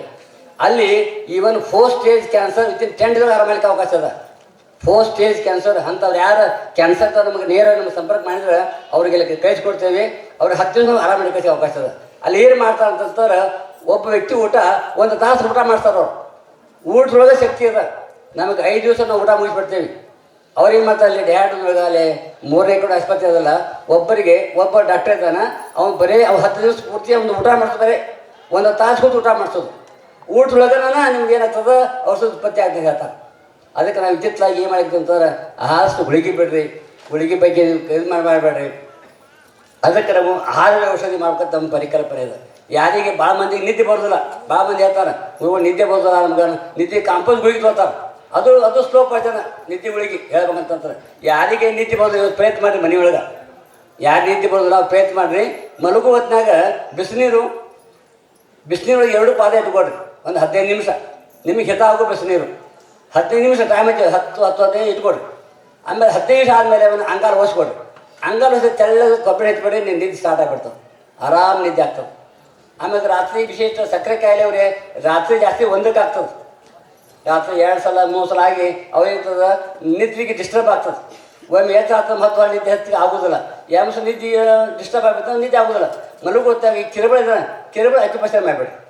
ಯಾರಿಗೆ ಸಕ್ಕರೆ ಕಾಯಿಲೆ ಇದ್ದವರಿಗೆ ಜಾಸ್ತಿ ರಾತ್ರಿ ಮೂತ್ರ ಆಗ್ತದಲ್ಲ, ಇದನ್ನು ಅಕ್ಯುಪೇಷನ್ ಮಾಡಿಬಿಡಿ, ರಾತ್ರಿ ಮೂತ್ರ ಆಗೋದಿಲ್ಲ, ಬೆಳಗ್ಗೆ ಒಂದೇ ಟೈಮ್ ಮೂತ್ರ ಆಗ್ಬಿಡ್ತದೆ. ಸಿಂಪಲ್ ಅದ. ಅದಕ್ಕೆ ಸಮಯ ಕಡಿಮೆ ಅದ. ಇದ್ರ ಬಗ್ಗೆ ನಾನು 5 ತಾಸು ಉಪನ್ಯಾಸ ಕೊಡ್ತೇನೆ. ಒಂದು ಮುಂದಿನ ಈ ಸತ್ಸಂಗದೊಳಗೆ ನೀವು ನನಗೆ ಅವಕಾಶ ಕೊಟ್ಟರೆ 1-2-3 ತಾಸು ನಿಮ್ಗೆ ನನಗೆ ಅವಕಾಶ ಅದ. ಯಾಕಂದರೆ ಸಮಯ ಭಾಳ ತಗೋತದ. ಅದಕ್ಕೆ ನಾನು ಆರೋಗ್ಯ ಬೇಕಾದ್ರೆ ನಿಮ್ಗೆ 1-2-3 ತಾಸು ನಿಮ್ಗೆ, ಯಾಕಂದ್ರೆ ಆರೋಗ್ಯ ಬೇಕಾಗ್ತಾ ಯಾಕಂತಂತದ. ಸಾಕಷ್ಟು ಅನುಕೂಲವ. ಈಗ ಎಷ್ಟೋ ಮಂದಿಗೆ ಒಂದು ಎಲ್ಲ ಕ್ಷೇತ್ರಕ್ಕೆ ಹೋದಾಗ ಲೂಸ್ ಮೋಷನ್ ಸ್ಟಾರ್ಟ್ ಆಗ್ತದೆ. ಲೂಸ್ ಮೋಷನಿಗೆ ಒಂದು ಗುಳಿಗೆ ತೋತಾರೋ. ಈ ವಿಶೇಷ ಹಳ್ಳಿ ಹೋಗಿರ್ತಾವೆ, ಒಂದು ಗುಳಿಗೆ, ಒಂದು ಲೋಮಕ್ಸಿನ ಗುಳಿಗೆ ಇರ್ತದೆ, ಹಳದಿ ಗುಳಿಗೆ ಅಂತ ತೊಗೊಂಡ್ರೆ ಮೋಷನ್ ಬಂದಾಗ್ಬಿಡ್ತದೆ. ನಾವೇನು ಮಾಡ್ತೇವೆ, ಸಿಂಪಲ್ ಸಾಸಿವೆ ಕಾಳು 10 ಸಾಸಿವೆ ಉಳಿಬಿಟ್ಟು ಲೂಸ್ ಮೋಷನ್ ಬಂದಾಗ್ಬಿಡ್ತದೆ. ಯಾರಿಗೆ ಆಮ್ ಸಂಡಸ್ ಆಗ್ತದೆ, ಈಗ ಸುಮ್ಮದಾಗ ಮೋಷನ್ ಆಗ್ತದಲ್ಲ, ಬಾಳೆಹಣ್ಣು ಮುಸ್ತು ತಿಂದ್ಬಿಟ್ಟು ಆಗಿದ್ದಾಗ ಮೋಸ್ಕರ ಕಡಿಮೆ ಆಗ್ತದೆ. ಇಂಥ ಹಲವಾರು ಒಂದು ಪುಸ್ತಕ ಬಿಡುಗಡೆ ಆಗಿಕ್ಕೆ ನಾವು ಪುಸ್ತಕ ತರಲಿಲ್ಲ. ಅದನ್ನು ಇನ್ನೇ ಮುಂದಾಗ ನಾನು ಪುಸ್ತಕನ ಕೊಟ್ಟು ಕಳಿಸ್ತೀನಿ. ಇಲ್ಲಿಗೆ ಒಂದು ಮನೆ ಮುಂದೆ ಪುಸ್ತಕ ಬಿಡುಗಡೆ ಮಾಡೀನಿ. ಒಂದು ನಮ್ಮ ಕರಿಕೆಳಿ ಬರುವ ಒಂದು ಮಾಸ್ಪತ್ರೆ ಬಿಡುಗಡೆ ಮಾಡ್ತಾರೆ, ವಿಜಯ ಚಿದಂಬರ ಅಂತೇಳಿ. ಅದರ ಪದ್ಧತಿಗೆ ಒಂದು ಟಿಪ್ಸ್ ಬರ್ತದೆ ಒಂದು ಆರೋಗ್ಯ ಬಗ್ಗೆ. ಹಾಗೆ ಮುಂದಿನ ದಿನಗಳಿಗೆ ಒಂದು ಇಲ್ಲೇ ಒಂದು ಉಪಗಡಿ ಒಳಗೆ ಒಂದು ಆರೋಗ್ಯ ಬಗ್ಗೆ ಒಂದು ಉಪನ್ಯಾಸಗಳನ್ನು ಮತ್ತು ಯೋಗದ ಬಗ್ಗೆ ನಾನು ಕ್ಲಾಸ್ ಕೊಡ್ತೇನೆ. ಸಾಕಷ್ಟು ಯೋಗದ ಬಗ್ಗೆ ನಾನು ಅದರ ಬಗ್ಗೆ ಪಣಿ ಹೊಂದಿದ್ದೀನಿ. ಅದಕ್ಕೆ ಸಮಯ ಅಭಾವ ಅದ. ಇಷ್ಟು ಮಾತಾಡಲಿಕ್ಕೆ ರಂಗರಾವ್ ಮಹಾಜನಿಗೆ ಅವಕಾಶ ಕೊಟ್ಟಾರ. ನಾನು ಇನ್ನೆಲ್ಲ ಸಾಧು ಸಂತಗೆಲ್ಲ ನನ್ನ ನಮಸ್ಕಾರ ತಿಳಿಸಿ ನಾನು ಆತ್ಮಸ್ತೀನಿ. ಜಯ ಚಿದಂಬರ.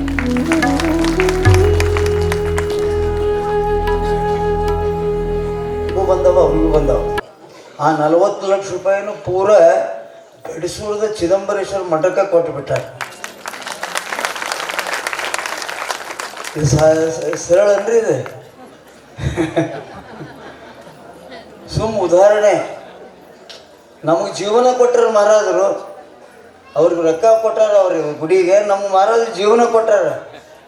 ಅಂಥ ಒಂದು ಉದಾಹರಣೆಗಳು ಸಿಗೋದು ಬಹಳ ಖಚಿತ. ಇರಲಿ, ಅವ್ರಿಗೆ ಧನ್ಯವಾದಗಳನ್ನ ಅರ್ಪಿಸ್ತೀನಿ. ಇನ್ನು ಮುಂದೆ ನಮ್ಮ ಸಂತರಾದಂಥ ಅರುಣ್ ದೇಸಾಯಿ ಅವರು ಒಂದು 10-15 ಮಿನಿಟ್ ಅವರು ಹೇಳ್ಬೇಕಂತ ಕೇಳ್ಕೊತೀನಿ.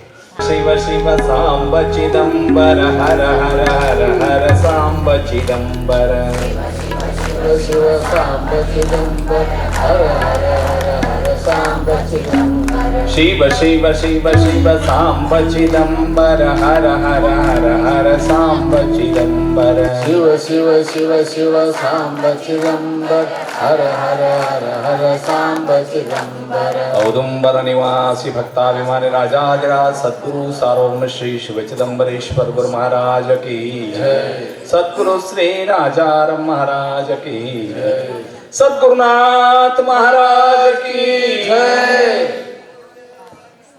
ವೇದಿಕೆ ಮೇಲೆ ಉಪಸ್ಥಿತರಿರುವಂತಹ ಸಕಲ ಪೂಜ್ಯರ ಅಡಿದಾವರೆಗಳಲ್ಲಿ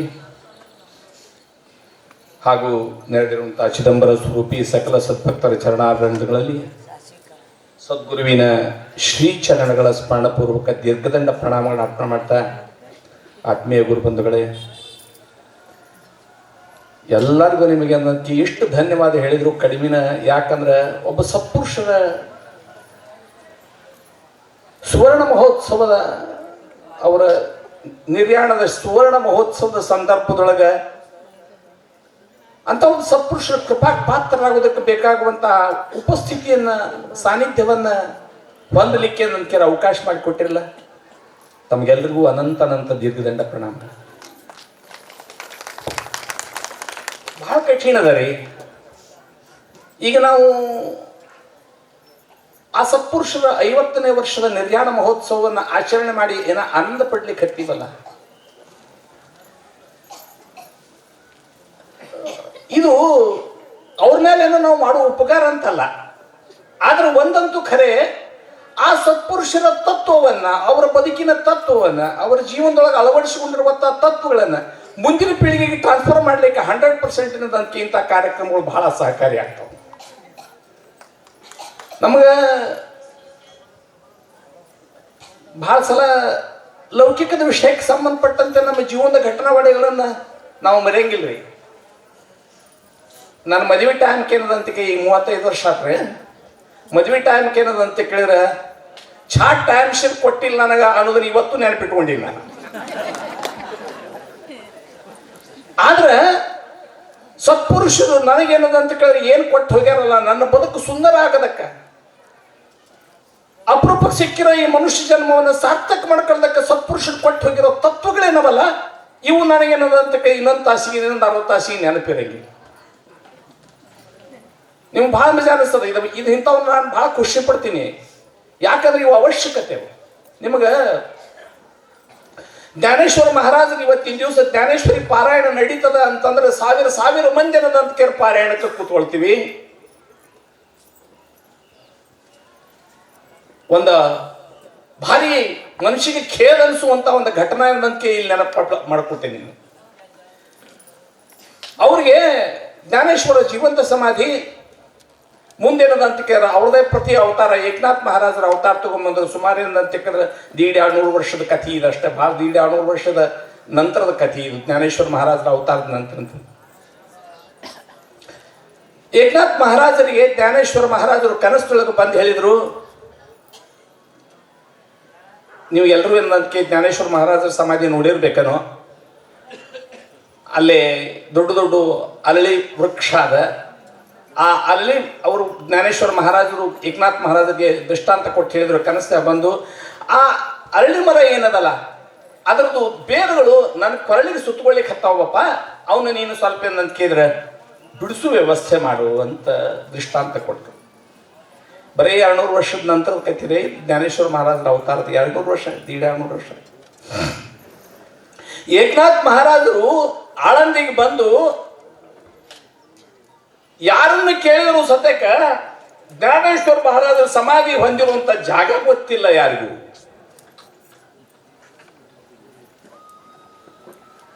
ಕಡಿಕೆನದ ಅಂತ ಕೇಳಿದ್ರೆ ಅತ್ಕೊಂತ ಕೇಳಿದ್ರು ನೀನೇನೋ ಹೇಳ್ದ ಹೌದಪ್ಪ, ನಿನ್ ಕೊಳ್ಳಾಗ ಏನದ ಅಂತ ಕೇಳಿ ಬೇರ್ ಸುತ್ತೊಳಗೆ ಹತ್ತಾವ ಅಂತ ಹೇಳಿದ ಖರೆ ಬಿಡಿಸುವಂತ ಅಪ್ಪಣಿನೂ ಮಾಡಿದಿ. ಆ ಒಂದು ಕೆಲಸಕ್ಕೆ ನನ್ನನ್ನು ಆರಿಸ್ಕೊಂಡಿಯಲ್ಲ, ಅದು ನನ್ನ ಸೌಭಾಗ್ಯ. ಅದು ನಾನು ಯಾರು ಕೇಳಿದ್ರು ಸದ್ಯಕ್ಕೆ ಅಂತ ನಿನ್ನ ಸಮಾಧಿ ಸ್ಥಳ ಹೇಳೋದ್ರಲ್ಲೋ, ನಾನು ಏನ್ ಮಾಡ್ಲಿ ಅಂತ ಅತ್ಕೋತ ಕೂತ ಸಂದರ್ಭದೊಳಗೆ ಹಳ್ಳಿ ಅವ್ರು ಕೊಳ್ತಾರ. ಆ ಜ್ಞಾನೇಶ್ವರ ಮಹಾರಾಜರ ಸಮಾಧಿ ಹಿಂದಿನ ಬಾಜುನ ಸಿದ್ದೇಶ್ವರ ಗುಡಿ ಅದ, ಸಿದ್ದೇಶ್ವರ ದೇವಸ್ಥಾನ ಅದ. ಅವ್ರು ಏನ್ ಹೇಳ್ತಾರ ಅಂತ ಕೇಳಿದ್ರೆ ಹಿಂದೆ ದೇವಸ್ಥಾನ ಅದ, ಆ ದೇವಸ್ಥಾನದ ಮುಂದೆ ನಂದಿ ಏನಿದ್ದಾನಲ್ಲ ಅವನನ್ನ ಕೇಳು, ಅವ ನನಗೇನದ ಅಂತ ಕೇಳಿದ್ರೆ ಸಮಾಧಿ ಜಾಗ ಹೇಳ್ತಾನ ಅಂತ ತಿಳ್ಕೊಂಡು ಹೇಳಿದ್ದಕ್ಕೆ ಒಳ್ಳೆ ನಂದಿಯನ್ನ ಬಂದು ಪ್ರಾರ್ಥನೆ ಮಾಡ್ಕೊಳ್ತಾರ ಅವರು. ಇವತ್ತಿಗೂ ನಂದಿ ಬಾಜುಕ ಒಂದು ಕಲ್ಲಿಟ್ಟಾರ ಅಲ್ಲಿ. ಅದು ಜ್ಞಾನೇಶ್ವರ ಮಹಾರಾಜರ ಸಮಾಧಿಗೆ ಹೋಗು ರಸ್ತಾ, ಅದನ್ನು ನಂದಿ ತೋರಿಸಿದ ಅಂತ ತಿಳ್ಕೊಂಡು ನನ್ನ ಕೇಳಿದ್ರೆ ಪ್ರಚಲಿತ ಇರುವಂತಹ ಒಂದು ಕಥಾ ಭಾಗ ಇದೆ. ಇದನ್ನ ಯಾಕೆ ನೆನಪು ಮಾಡ್ಕೊಳ್ಳಿಕ್ಕೆ ಅಪೇಕ್ಷೆ ಪಡ್ತೀನಿ ಅಂತ ಕೇಳಿದ್ರೆ ನಮಗೆ ಸತ್ಪುರುಷರು ಬೇಕಾಗಿಲ್ರಿ, ಸತ್ಪುರುಷನ ನೆನಪಿಟ್ಟುಕೊಳ್ಳೋರು ಅಲ್ಲ ನಾವು.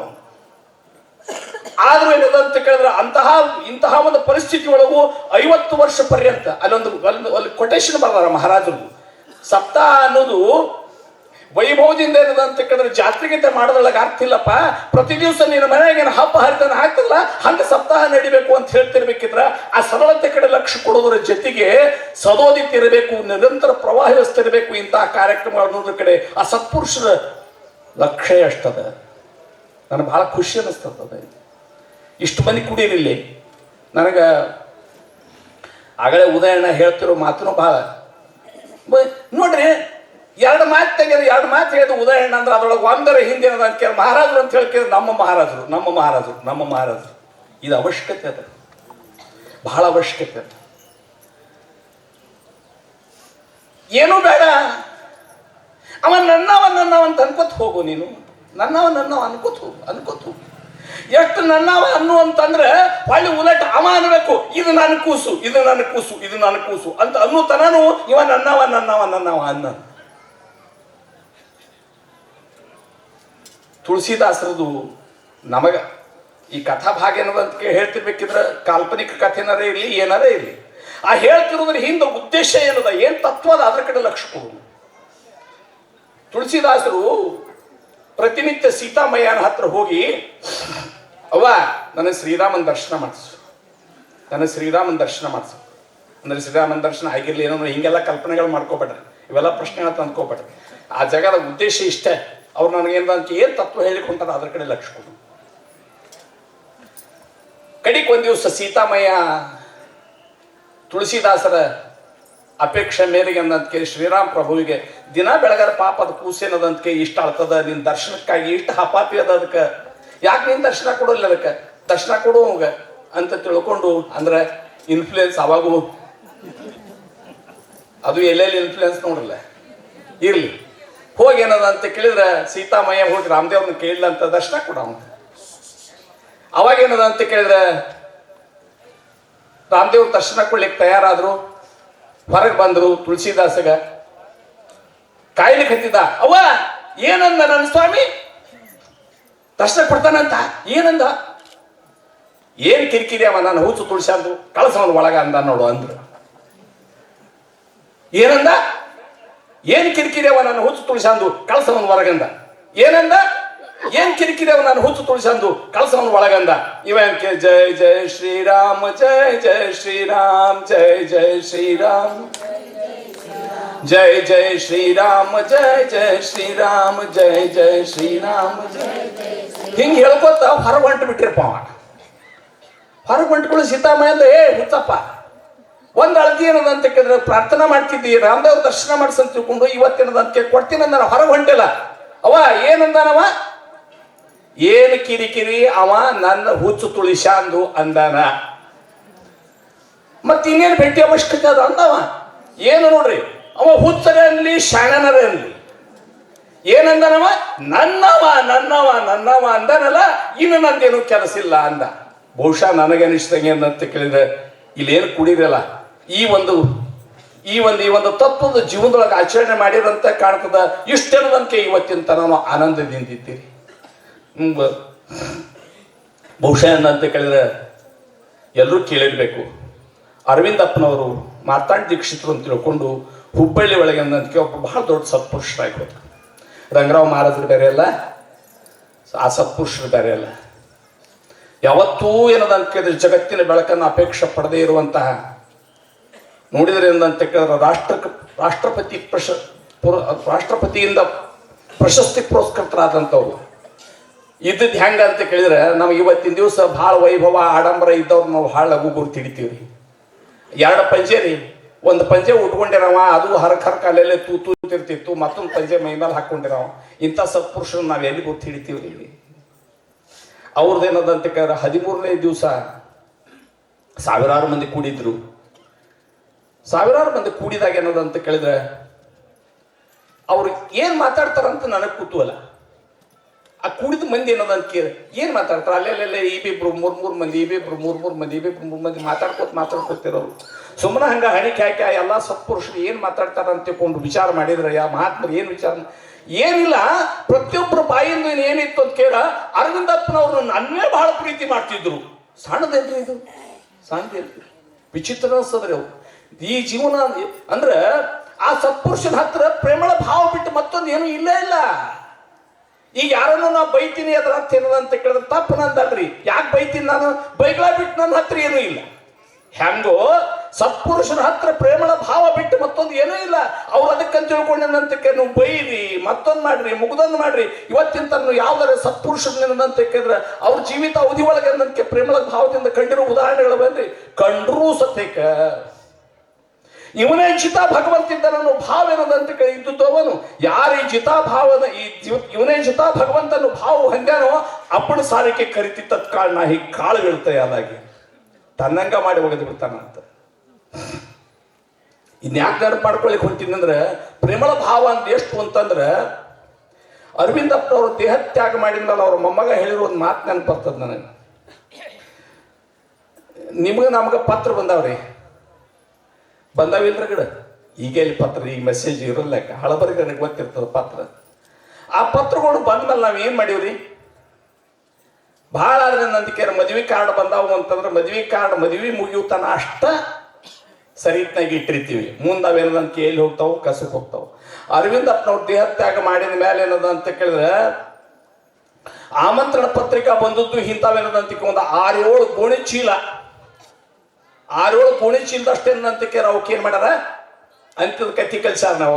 ಅಂದ್ರೆ ಆ 6-7 ಗೋಣಿ ಚೀಲದಷ್ಟನ್ನ ಏನಂತ ಇಟ್ಟಿದ್ರು ಅಂತ ಅನ್ನೋದಕ್ಕೆ ಅವ್ರು ಹೇಳ್ತಾರಂತ. ಒಂದು ಕಡೆ ಏನಪ್ಪಾ ಅಂತ ಕೇಳಿದ್ರೆ ಇದನ್ನ ಬರೀ ಲಗ್ನ ಪತ್ರ ಅಂತ ಅನ್ಬೇಡಪ್ಪ, ಇದನ್ನ ಬರೀ ಲಗ್ನ ಪತ್ರ ಅಂತ ಅನ್ಬೇಡ.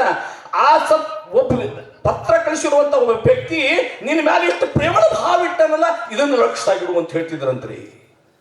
ಜೀವನದ ಸಣ್ಣ ಸಣ್ಣ ಸಣ್ಣ ಸಣ್ಣ ಸಣ್ಣ ಸಣ್ಣ ಘಟನಾವಳಿಗಳ ಮುಖಾಂತರವೂ ಕೂಡ ಮಹಾತ್ಮ ನಮ್ಮ ಪಾಠ ಹೇಳ್ತಿರ್ತಾರೆ. ರಂಗರಾವ್ ಮಹಾರಾಜದ ಕಥೆ ಕೇಳಿದ್ದೊಂದು, ಎಷ್ಟರ ಪ್ರೇಮಳ ಭಾವ ನಮ್ಮ ಬಗ್ಗೆ ಅವ್ರಿಗೆ ಸೋಪ್ ಉಪಯೋಗ ಮಾಡ್ತಿದ್ದಿಲ್ಲ ಅಂತ ಸ್ನಾನಕ್ಕೆ. ಒಬ್ಬ ಯಾವ ಶ್ರೀಮಂತ ಇದ್ದಾಮ ಅನ್ನೋದಂತ ಕೇಳಿದ್ರೆ ಮಹಾರಾಜರಿಗೆ ಸ್ನಾನಕ್ಕೆ ಅಂತ ತಿಳ್ಕೊಂಡು ಸೋಪ್ ತಂದಿಟ್ರೆ ಅವ್ರು ಸೋಪ್ ಉಪಯೋಗ ಮಾಡಲಿಲ್ಲ. ಯಾಕ್ರಿ ಮಹಾರಾಜ್ ತಮಗೆ ಸೋಪ್ ಅಂತ ತಿಳ್ಕೊಂಡು ತಮ್ಮ ಉಪಯೋಗಕ್ಕಂತ ಸೋಪ್ ತಂದಿದ್ದೆ, ಅದಕ್ಕೆ ಅವ್ರು ಹೇಳಿದ್ರಂತ, ಇವತ್ತು ನಿನಗೆ ಸೋಪ್ ತಂದು ಕೊಡು ಸಾಮರ್ಥ್ಯದಪ್ಪ ತಂದು ಕೊಟ್ಟು ನಾಳೆ ಒಬ್ಬ ಬಡವನ ಮನೆಯಾಗ ವಾಸ್ತವ ಮಾಡಿದ ಸಂದರ್ಭದೊಳಗೆ ಅವ ಮಹಾರಾಜನಿಗೆ ಸೋಪ್ ಬೇಕಾಗ್ತದಂತಂದ್ರೆ ಸಾಲ ಮಾಡಿ ತೊಂದರೆ ಮಾಡ್ಕೊಂಡರೆ ಅನ್ನೋದಂತ ಕೇಳಿದ್ರೆ ಸೋಪ್ ತಂದು ಕೊಡ್ತಾನ, ಇದು ಮಾನ್ಯನು ಅಂತ ಕೇಳಿದ್ರಂತ. ತಾತ್ಪರ್ಯ ಏನು ಅಂತ ಕೇಳಿದ್ರೆ ಒಬ್ಬ ಸತ್ಪುರುಷನ ಜೀವನ ಕ್ರಮ ಏನು ಅದ್ಭುತ ಇರ್ತದಲ್ಲ. ಇವನ್ನೆಲ್ಲ ಏನದಂತ ಕೇಳಿದ್ರೆ ಅದಕ್ಕೆ ಭಾಳ ಮಾನ್ಯ. ಇದನ್ನ ಎದಕ್ಕೆ ನೆನಪು ಮಾಡ್ಕೋಬೇಕಾದ ಪ್ರಸಂಗ ಬಂತು ಅಂತಂದ್ರೆ ಭಜನೆ ಆಗಿತ್ತಿತ್ಲ ನಮ್ಮ ಚಿದಂಬರ ಭಜನೆ ಒಳಗೆ ಏನದಂತ ಕೇಳಿದ್ರೆ ಎಲ್ಲಿ ನೋಡ್ತಿಲ್ಲ ಏನದಂತ ಕೇಳಿ ಮುಂದಿನ ಕಡೆ ಭಜನೆ ಒಳಗೆ ಏನದಂತಂದ್ರೆ ಸಂಪ್ರದಾಯ ಸಂತ ಪೂಜಾ ಭಾಗದೊಳಗೆ ಪಾದ ಪೂಜಾ ಮಾಡುವಂಥ ವ್ಯವಸ್ಥೆ ಇಟ್ಕೊಂಡಾರ. ಅವತ್ತಿನ ದಿವಸ ನನಗೆ ಇದನ್ನ ಹೇಳಬೇಕಾದ ಪ್ರಸಂಗ ಬಂತು. ಅಲ್ಲ ಇದು ಪದ್ಧತಿ, ಸಂಪ್ರದಾಯ ಕೆಡ್ತದ. ನಾಳೆ ಏನದಂತ ಕೇಳಿದ್ರೆ ಹಂಗಾರ ಏನದ ಸಂಪ್ರದಾಯದ ಭಾಗ ಇದು, ಪಾದ ಪೂಜನ ಮಾಡ್ಬೇಕು ಅಂತ ಅಂದ್ಕೊಂಡಿರೋದಂತಕ್ಕೆ ಒಂದು ಪಂಚಾಯತ್ ಸಣ್ಣದಂತ ಅಂದ್ಕೊಟ್ಟಾನಂದ್ರೆ ಸದ್ಯಕ್ಕೆ ಅವ್ನು ವಜ್ಜಿ ಆಗಂಗಾದ್ರೆ ಭಜನೆ ನಿಂದಿರ್ತದ, ಸಂಪ್ರದಾಯ ಕೆಡ್ತದ. ಸಂಪ್ರದಾಯ ನಿಂದಿರ್ತಕ್ಕಂಥಲ್ಲ. ಸತ್ಪುರುಷರು ಮಾಡ್ತಿರ್ದ ಇದನ್ನ ಏನಕ್ಕೆ ಬರ್ತಾರ, ಸಂಪ್ರದಾಯ ಹುಟ್ಟಿ ಹಾಕ್ತಾರ, ಬೆಳೆಸ್ತಾರ, ಮುಂದೆ ನಿರಂತರಕ್ಕೆ ಈ ಸಂಪ್ರದಾಯ ನಡೆಯೋದಕ್ಕೆ ಏನ್ ಬೇಕು ಆ ಸರಳತೆಯನ್ನು ಅದರೊಳಗೆ ಇಟ್ಟು ಹೋಗ್ತಾರೆ. ಅಂತಹ ಒಂದೇನಾದ್ರು ಸೂಕ್ಷ್ಮದರ್ಶಿಯಾಗಿರುವಂತಹ ಸತ್ಪುರುಷರ 50ನೇ ವರ್ಷದ ಪುಣ್ಯೋತ್ಸವದ ಕಾರ್ಯಕ್ರಮದೊಳಗೆ ಭಾಗಿಯಾಗಿರೋ ನಾವೆಲ್ಲರೂ ಭಾಗ್ಯವಂತರು. ಸದ್ಗುರುಗಳು ಇಂತಹ ಸಣ್ಣ ಪುಟ್ಟ ಘಟನಾವಳಿಗಳಿಂದ ನಮ್ಮ ಜೀವನ ಕ್ರಮವನ್ನು ಕಲಿಸೋದ್ರ ಜೊತೆಗೆ ದಾಸಬೋಧ್ ಅಂತ ಅದ್ಭುತ ಗ್ರಂಥದ ಪಾರಾಯಣದಿಂದ ನಾನು ಯಾರು, ಎಲ್ಲಿಂದ ಬಂದೀನಿ, ಎದಕ್ಕೆ ಬಂದೀನಿ, ನ ಹನ್ಯತೆ ಹನ್ಯ ಮಾನೇ ಶರೀರೆ, ಈ ಬಿದ್ದು ಹೋಗುವ ದೇಹದೊಳಗ ಬೀಳದೇ ಇರುವಂತ ಒಂದು ನಿರಂತರ ವಸ್ತು ಅದ, ಅದು ನೀತಿಯ ಅನ್ನೋ ಅರಿವನ್ನು ಹೇಳಿಕೊಟ್ಟು ಅವನ ಅಂತರಂಗವನ್ನು ಪರಿವರ್ತನೆ ಮಾಡಿ ಜಾಗೃತ ಮಾಡಿ ಮುಕ್ತಾವಸ್ಥಾ ಮಾಡ್ತಾರ. ಒಂದಾದ್ರೆ ಸಂದರ್ಭೋಚಿತವಾಗಿ ಎಷ್ಟೋ ಸಂದರ್ಭದೊಳಗೆ ಅಘಟಿತ ಘಟನಾವಳಿಗಳ ಮುಖಾಂತರವೂ ಅನ್ನೋದಂತೆ ನಮ್ಮನ್ನು ಪರಿವರ್ತನೆ ಮಾಡ್ಲಿಕ್ಕೆ ಅಪೇಕ್ಷೆ ಪಡ್ತಾನೆ. ಸಿದ್ಧಾರೂಢಪ್ಪ ಅವ್ರ ಹತ್ರ ಯಾಕೇನದಂತ ಕೇಳಿದ್ರೆ ಸತ್ಪುರುಷರ ಪ್ರಶ್ನೆ ಬಂದೊತ್ತಾಗಿ ಏನದಂತ ಕೇಳಿ ಬೇರೆ ಬೇರೆ ಸಂಪ್ರದಾಯಗಳ ಸತ್ಪುರುಷನ ನೆನಪು ಮಾಡ್ಕೊಳ್ತೀನಿ ಅಂತ ಕೇಳಿದ್ರೆ, ಗುರು ಅನ್ನೋದು ಒಂದು ದೇಹ ಅಲ್ಲ, ಇದನ್ನು ಲಕ್ಷ್ಯದಾಗಿ ಇಟ್ಟಿರೋನ್ರಿ. ಗುರು ಅನ್ನೋದು ಅದು ಒಂದು ದೇಹ ಅಲ್ಲ, ಅದು ತತ್ವ. ಏನ್ ತತ್ವ ಅಂತ ಕೇಳಿದ್ರೆ, ವಶಿಷ್ಠರು ಯೋಗ ವಾಸಿಷ್ಠದ ಮುಖಾಂತರ ಶ್ರೀರಾಮ ಪ್ರಭುವಿಗೆ ಯಾವ ತತ್ವವನ್ನು ಹೇಳಿದ್ರು,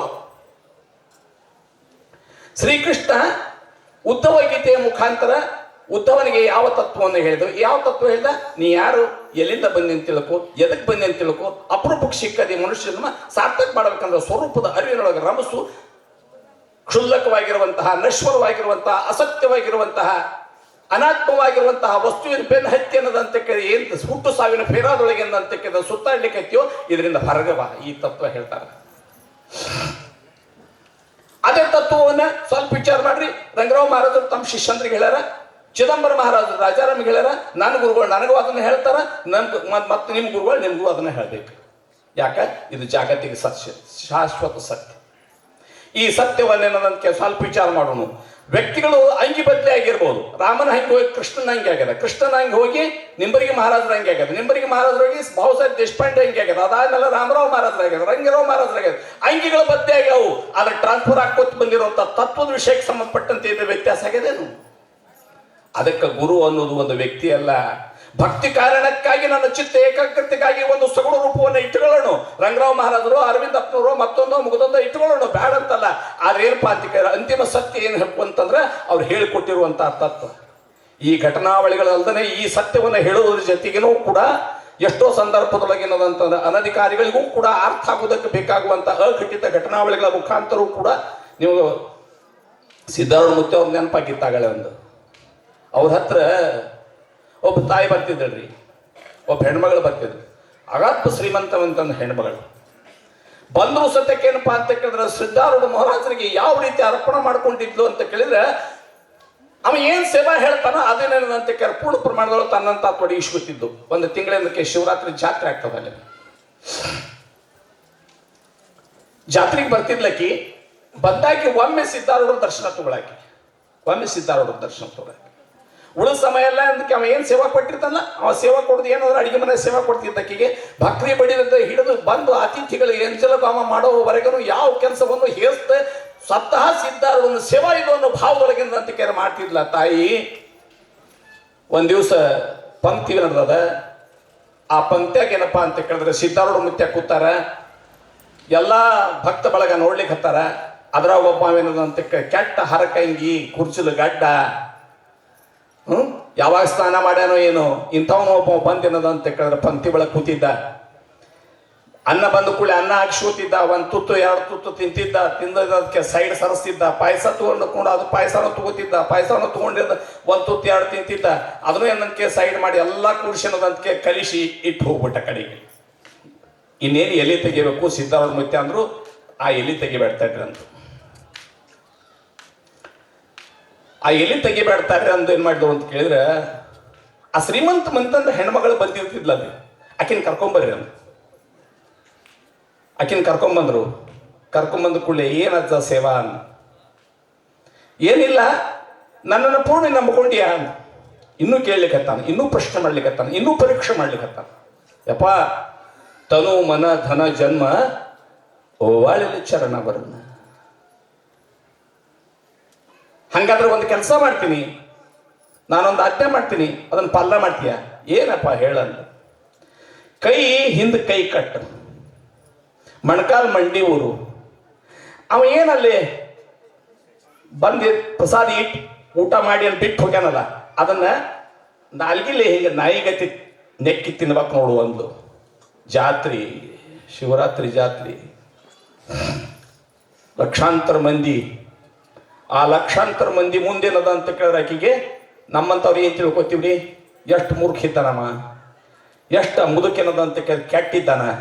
ಇಷ್ಟು ನಿಷ್ಠಾದಿಂದ ಸೇವಾ ಮಾಡುವಂತಹ ಈ ಹೆಣ್ಮಗಳಿಗೆ ಏನದಂತಂದ್ರೆ ಎಂಥ ಶಿಕ್ಷಾ ಕೊಟ್ಟನಲ್ಲ ಅಂತ ತಿಳ್ಕೊಂಡು ನಮ್ಮ ತಲೆಗೆಲ್ಲ ವಿಚಾರ ಬರ್ತಿಲ್ಲ. ಆದ್ರೆ ತಾಯಿ ಮನಸ್ಸಿನಾಗ ಏನೇನೇನೇನೇನು ವಿಚಾರ ಬಂದು ಆಯ್ತಜ್ಜ ಅಂದು ಸೇವಾ ಮಾಡಿದ್ದು.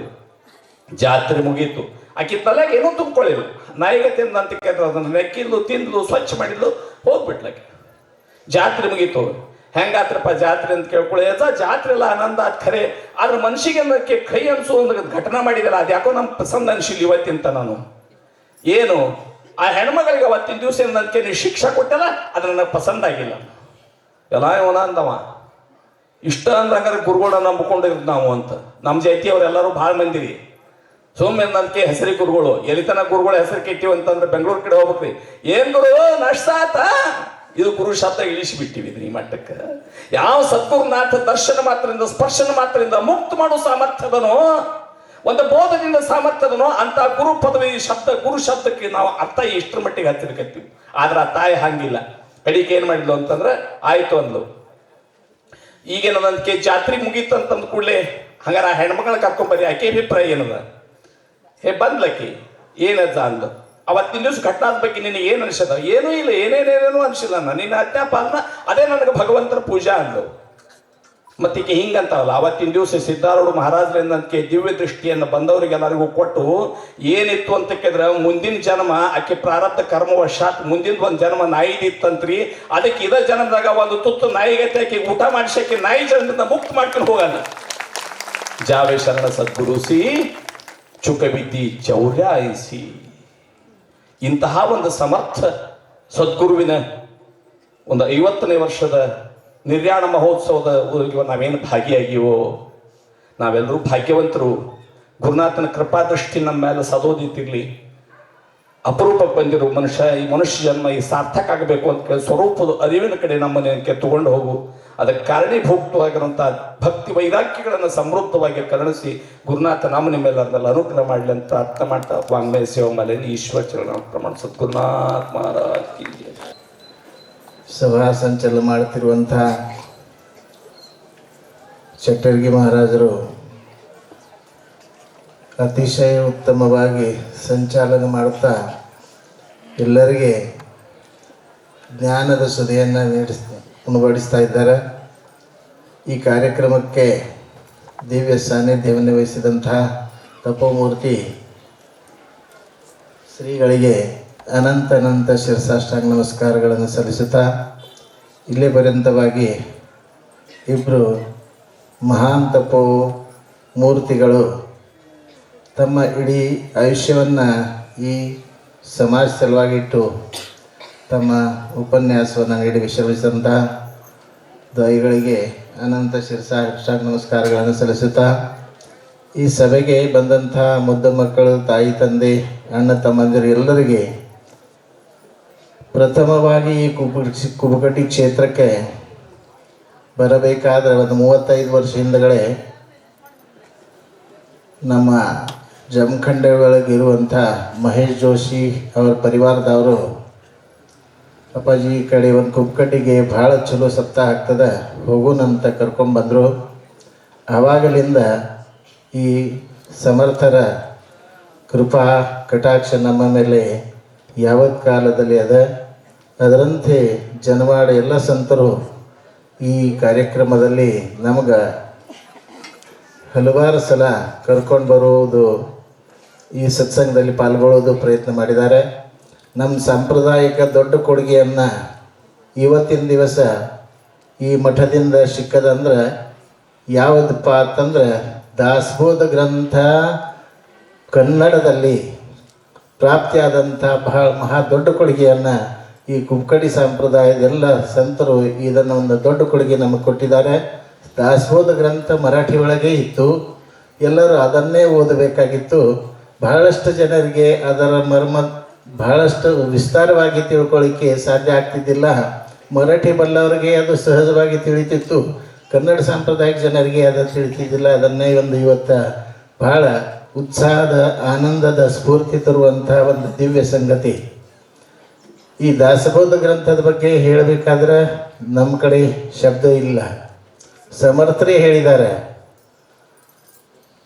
गेली माझी काया तरी तुम्ही शोक करू नका, मी दासबोध रूपाने प्रत्यक्ष तुमच्यामध्ये आहे, दासबोध हेच माझे ಸ್ವರೂಪ आहे. ಇದನ್ನು ಸಮರ್ಥರು ಹೇಳಿಕೊಟ್ಟಿದ್ದಾರೆ.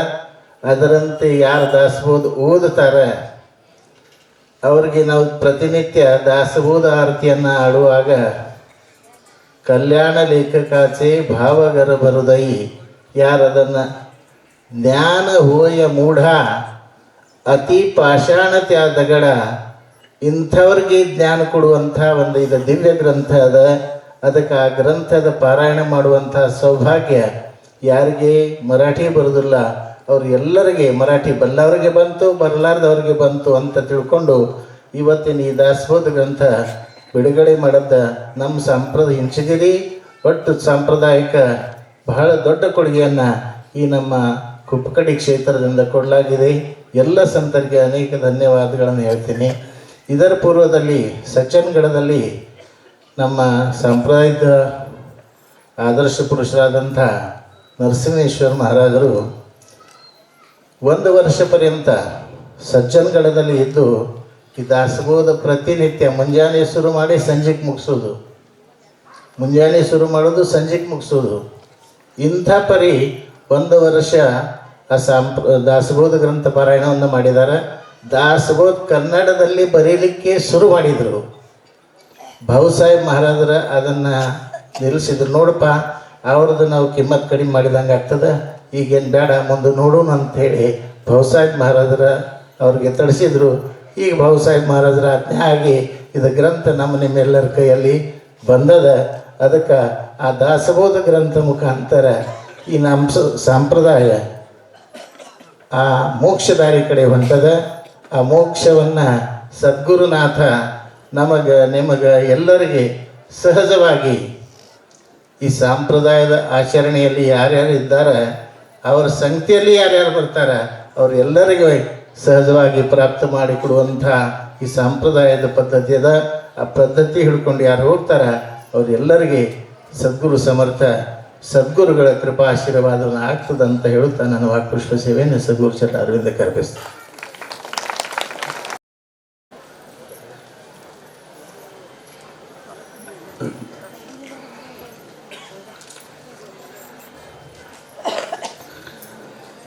ಗುರುಬ್ರಹ್ಮ ಗುರುರ್ವಿಷ್ಣು ಗುರುದೇವೋ ಮಹೇಶ್ವರ ಗುರುರೇವ ಪರಂ ಬ್ರಹ್ಮ ತಸ್ಮೈ ಶ್ರೀ ಗುರವೇ ನಮಃ.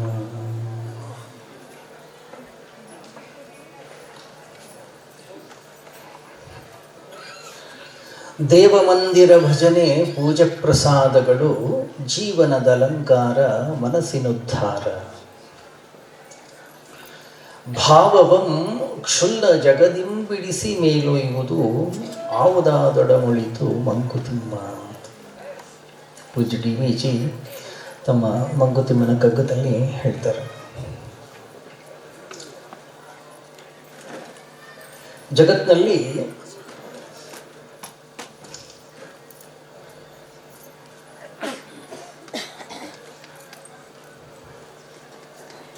ಈ ಬಟ್ಟೆ ಎಲ್ಲರಿಗೂ ಕಾಣಿಸ್ತದೆ, ಅದರಿಂದ ಇದನ್ನು ಶುದ್ಧವಾಗಿ ಇಟ್ಕೊಂಡಿದ್ದೀವಿ, ಸ್ವಚ್ಛವಾಗಿ ಇಟ್ಕೊಂಡಿದ್ದೀವಿ. ನಮ್ಮ ಮನೆ ಎಲ್ಲರಿಗೂ ಕಾಣಿಸ್ತದೆ, ಮನೆ ಬಹಳ ಶುದ್ಧ ಸ್ವಚ್ಛವಾಗಿರುತ್ತೆ. ಅದಕ್ಕೆ ಯಾರಾದರೂ ನಮ್ಮ ಮನೆಗೆ ಬರೋದಾದರೆ ನಾವು ಹೇಳ್ತೀವಿ, ದಯವಿಟ್ಟು ಫೋನ್ ಮಾಡಿ ಬನ್ನಿ ನೀವು ನಮ್ಮ ಮನೆಗೆ. ಯಾಕೆ ಎಲ್ಲರೂ ಹೋಗ್ತೀರಿ ನೀವು? ನಾವೇನು ಎಲ್ಲಿ ಹೋಗೋದಿಲ್ಲ. ಯಾರಾದರೂ ಬರೋದಾದರೆ ಏನಾದರೂ ಅವ್ಯವಸ್ಥೆ ಇದ್ದರೆ ವ್ಯವಸ್ಥೆ ಮಾಡ್ಕೊಳ್ಳಿಕ್ಕೆ ಸ್ವಲ್ಪ ಸಮಯ ಬೇಕು ನಮಗೆ. ಏನೇನು ಹೊರಗಡೆಯ ಜಗತ್ತಿಗೆ ಕಾಣಿಸ್ತದೆ ಎಲ್ಲವನ್ನೂ ಸ್ವಚ್ಛ ಶುದ್ಧ ಇಟ್ಕೊಂಡಿದ್ದೀವಿ. ಭಗವಂತ ನಮ್ಮ ಮನಸ್ಸನ್ನು ಕಾಣದ ಹಾಗೆ ಸೃಷ್ಟಿ ಮಾಡಿದ್ದಾನೆ. ಏನೇನು ಹೊಲಸಿದೆ ಎಲ್ಲವೂ ಕೂಡ ಅದರಲ್ಲಿದೆ.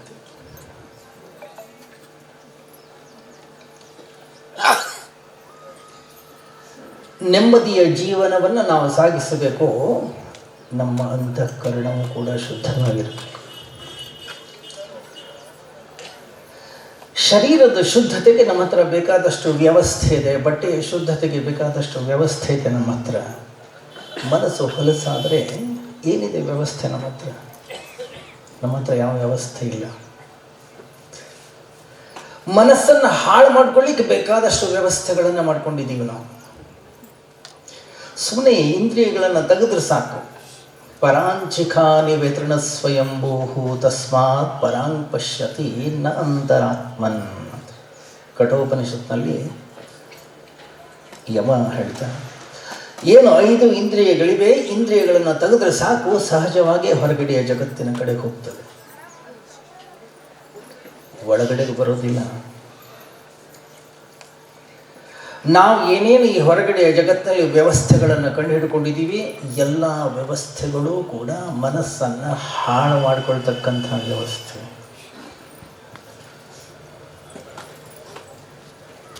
ಆ ಮನಸ್ಸನ್ನು ನಾನು ಶುಚಿಗೊಳಿಸಿಕೊಳ್ಳಬೇಕು, ಮನಸ್ಸನ್ನು ಸ್ವಚ್ಛಗೊಳಿಸಬೇಕು. ಮನಸ್ಸಿಗೂ ಕೂಡ ಒಂದು ಸ್ವಲ್ಪ ಸ್ನಾನದ ಅವಶ್ಯಕತೆ ಇದೆ. ಏನಿದೆ ನಮ್ಮ ಹತ್ರ? ನಮ್ಮ ಹತ್ರ ಇಲ್ಲ ಏನೋ ವ್ಯವಸ್ಥೆ. ಅದಕ್ಕೆ ನಮ್ಮ ಋಷಿಮುನಿಗಳು ಕಂಡುಹಿಡ್ಕೊಂಡಿದ್ದು ಏನದು?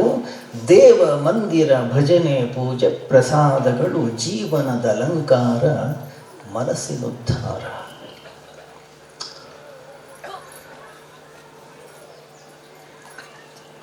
ಒಂದು ಊರಿದೆಯೋ ಒಂದು ದೇವಸ್ಥಾನ ಇರಬೇಕು, ಒಂದು ಊರಿದೆಯೋ ಒಂದು ಆಸ್ಪತ್ರೆ ಇರಬೇಕು, ಊರೊಂದು ಸ್ವಲ್ಪ ದೊಡ್ಡದಿದೆಯೋ ಹಾಗಾದ್ರೆ ಒಂದು ಪೊಲೀಸ್ ಸ್ಟೇಷನ್ ಬೇಕು, ಇನ್ನೂ ದೊಡ್ಡದಿದೆಯೋ ಒಂದು ಕೋರ್ಟ್ ಬೇಕು.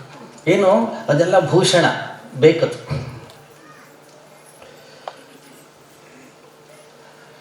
ನಾನೊಂದು ಮನೆಯನ್ನು ಕಟ್ತಾ ಇದ್ದೀನೋ, ನಾನು ನಾಸ್ತಿಕನೇ ಆಗಿರಬಹುದು, ಆದರೂ ಕೂಡ ದೇವರಿಗೆ ಅಂತ ಒಂದು ಜಾಗ ಮಾಡ್ತೀನಿ. ಯಾಕೆ? ಬಂದವರು ಕೇಳ್ತಾರಲ್ಲ, ಎಲ್ಲಿದೆ ನಿಮ್ಮ ದೇವ್ರ ಮನೆ ಅಂತ. ಒಂದು ಸಣ್ಣ ಮಾಡೇ ಇರ್ಬೋದು, ಇರಲಿ, ತೋರಿಸ್ಲಿಕ್ಕಾದ್ರೂ ಒಂದು ಜಾಗ ಮಾಡಿರ್ತೀವಿ. ಯಾಕೆ ಹೇಳಿ? ಮನೆಗೆ ಅದೊಂದು ಅಲಂಕಾರ, ಅದು ಬೇಕು.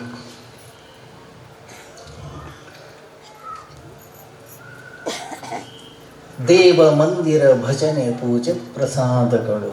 ದೇವಸ್ಥಾನ ಅಂತೆ, ಪೂಜೆ ಅಂತೆ, ಭಜನೆ ಅಂತೆ, ಜಪ ಅಂತೆ, ತಪ ಅಂತೆ, ಎಲ್ಲವೂ ಕೂಡ ಮನುಷ್ಯನ ಜೀವನಕ್ಕೆ ಅತ್ಯವಶ್ಯಕ. ಯಾಕೆ ಹೇಳಿ? ಮನಸ್ಸಿನುದ್ಧಾರ. ಯಾವಾಗ ನಾವು ಇವುಗಳನ್ನು ಆಚರಣೆ ಮಾಡ್ಕೊಂಡು ಬರ್ತೀವಿ, ಇವುಗಳಲ್ಲಿ ಮುಳುಗುತ್ತೀವಿ, ನಮಗೆ ಗೊತ್ತಿಲ್ಲದೆ ನಮ್ಮ ಅಂತಃಕರಣ ಅನ್ನೋದು ಪರಿಶುದ್ಧವಾಗ್ತಾ ಹೋಗ್ತದೆ. ಯಾವಾಗ ನನ್ನ ಮನಸ್ಸು ಅನ್ನೋದು ಪರಿಶುದ್ಧವಾಯಿತೋ ಮನಸ್ಸು ಶಾಂತವಾಗುತ್ತೆ. ಗಮನಿಸಿ, ಭಗವಾನ್ ವೇದವ್ಯಾಸರು ಒಂದು ಕಡೆಗೆ ಬಹಳ ಸುಂದರವಂತ ಒಂದು ಮಾತನ್ನು ಹೇಳ್ತಾರೆ. ಶಮಾರ್ಥಂ ಸರ್ವಶಾಸ್ತ್ರಾಣಿ ವಿಹಿತಾನಿ ಮನೀಷಿಭಿಃ. ಏನು ಇಷ್ಟೆಲ್ಲ ಶಾಸ್ತ್ರಗಳು, ವೇದ ಗ್ರಂಥಗಳೇನಿವೆ, ಎಲ್ಲದರ ಸಾರ ಏನು? ಮನಸ್ಸಿನ ಶಾಂತಿ, ಮನಸ್ಸಿನ ಸಮಾಧಾನಕ್ಕಾಗಿರೋದು.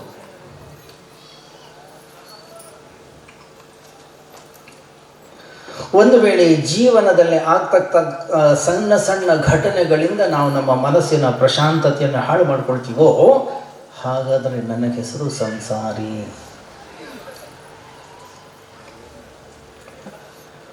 ಏನಕ್ಕೆ ದಾಸಬೋಧ ಕೊಟ್ಟಿರೋದು ನಮಗೆ? ಏನಕ್ಕೆ ನಾಮ ಜಪತಪಾದಿಗಳನ್ನು ಕೊಟ್ಟಿರೋದು? ಯಾಕೆ? ಮನಸ್ಸನ್ನು ಒಂದು ಕಡೆಗೆ ಕಟ್ಟಿ ಹಾಕಲಿಕ್ಕೆ, ಮನಸ್ಸನ್ನು ಒಂದು ಕಡೆಗೆ ಪ್ರಶಾಂತವಾಗಿ ನಿಲ್ಲಿಸಲಿಕ್ಕೆ ಕೊಟ್ಟಂತಹ ಒಂದು ಸಾಧನೆ. ಗಮನಿಸಿ,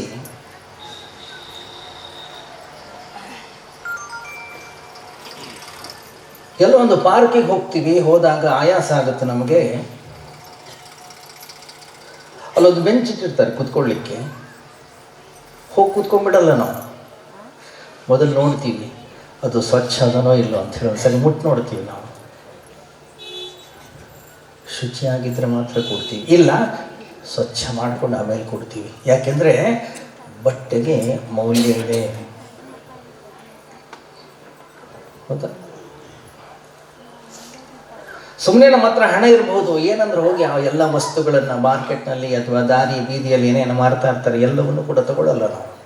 ಯಾಕೆಂದರೆ ಹಣಕ್ಕೆ ಒಂದು ಮೌಲ್ಯ ಇದೆ, ಏನು ಅವಶ್ಯಕತೆ ಇದೆ. ಏನಾದರೂ ತೊಗೊಳ್ಬೇಕಾದ್ರೆ 10 ಸಾರಿ ವಿಚಾರ ಮಾಡ್ತೀವಿ, ಇದು ಬೇಕಾ, ಅವಶ್ಯಕತೆ ಇದೆಯಾ? ಯಾಕಂದರೆ ನನ್ನ ಜೇಬಿಂದ ಕೊಡ್ತಾ ಇರೋದು ಹಣ.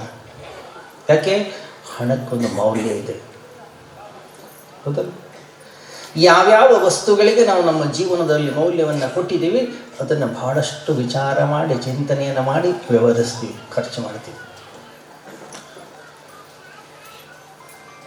ಗಮನಿಸಿ, ಒಂದೊಂದು ದಿವಸ ನಮ್ಮ ಮನೆಗಳಲ್ಲಿ ಕೆಲವು ಸಂದರ್ಭಗಳು ಬರ್ತವೆ. ನಮ್ಮ ಆತ್ಮೀಯರೇ ಇರ್ತಾರೆ, 4 ಮಂದಿ ಬಂದು ಇನ್ವಿಟೇಷನ್ ಕೊಡ್ತಾರೆ.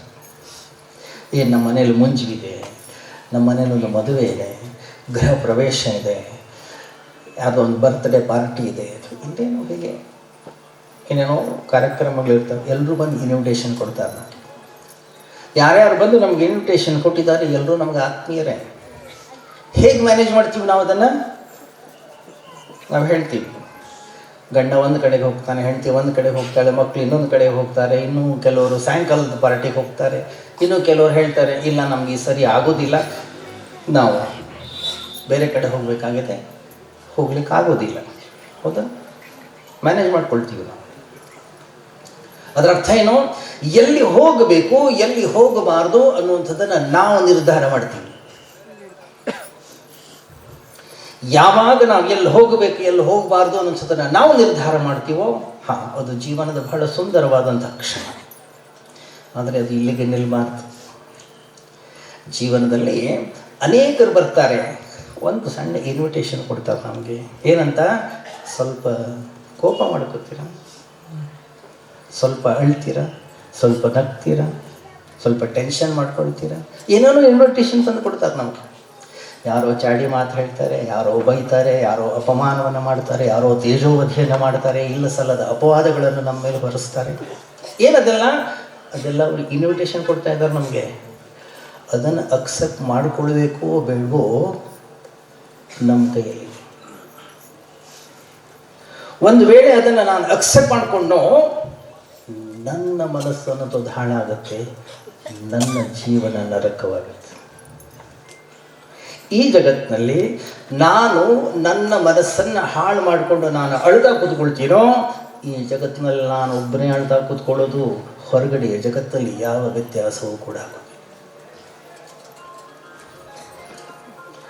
ನಮ್ಮ ಜೀವನದ ಆಸ್ತಿ ಅನ್ನುವಂಥದ್ದೇನಿದೆ, ನಮ್ಮ ಮನಸ್ಸಿನ ಪ್ರಶಾಂತತೆ. ಆದ್ದರಿಂದ ಎಂತಹ ಸಂದರ್ಭವೇ ಬರಲಿ ಅದನ್ನು ನಾವು ಹಾಳು ಮಾಡ್ಕೊಳ್ಬಾರ್ದು. ಎಲ್ಲ ಋಷಿ ಮುನಿಗಳ ಸಂದೇಶ ಅನ್ನೋಂಥದ್ದು ಇದೆ. ಏನಕ್ಕೆ ರಾಮನಾಮ ಜಪವನ್ನು ಕೊಟ್ಟಿದ್ದು ನಮಗೆ? ಏನಕ್ಕೆ ಅನೇಕ ರೀತಿಯ ಮಂತ್ರಗಳನ್ನು ನಮಗೆ ಕೊಟ್ಟಿದ್ದು? ಹೇ, ಮನಸ್ಸು ಹಾಳಾಗುತ್ತೆ. ಗಮನಿಸಿದ್ರೆ ನೀವು, ಎಲ್ಲಾದರೂ ಒಂದು ಪ್ರಶಾಂತವಾದ ಕೊಳ ಇದೆ ಅಂದರೆ ಎಷ್ಟು ಚೆನ್ನಾಗಿರುತ್ತೆ ನೋಡಲಿಕ್ಕೆ. ನಾವು ಹೋಗಿ ನೋಡ್ತೀವಿ, ನಮಗೆ ಸಮಾಧಾನ ಆಗೋದಿಲ್ಲ. ನಾವೇನು ಮಾಡ್ತೀವಿ, ಒಂದು ಕಲ್ಲು ತಗೊಂಡು ಅದಕ್ಕೆ ಹೋಗಿರ್ತೀವಿ, ಎಷ್ಟು ಶಾಂತವಾಗಿದೆ. ಯಾವಾಗ ಒಂದು ಕಲ್ಲು ಒಗಿತೀವೋ ಅಲ್ಲಿ ಅಲೆಗಳು ಏರ್ಪಡುತ್ತವೆ. ಇಡೀ ಶಾಂತವಾದಂಥ ಕೊಳ ಅಲೆಗಳಿಂದ ಏರ್ಪಡ್ತದೆ.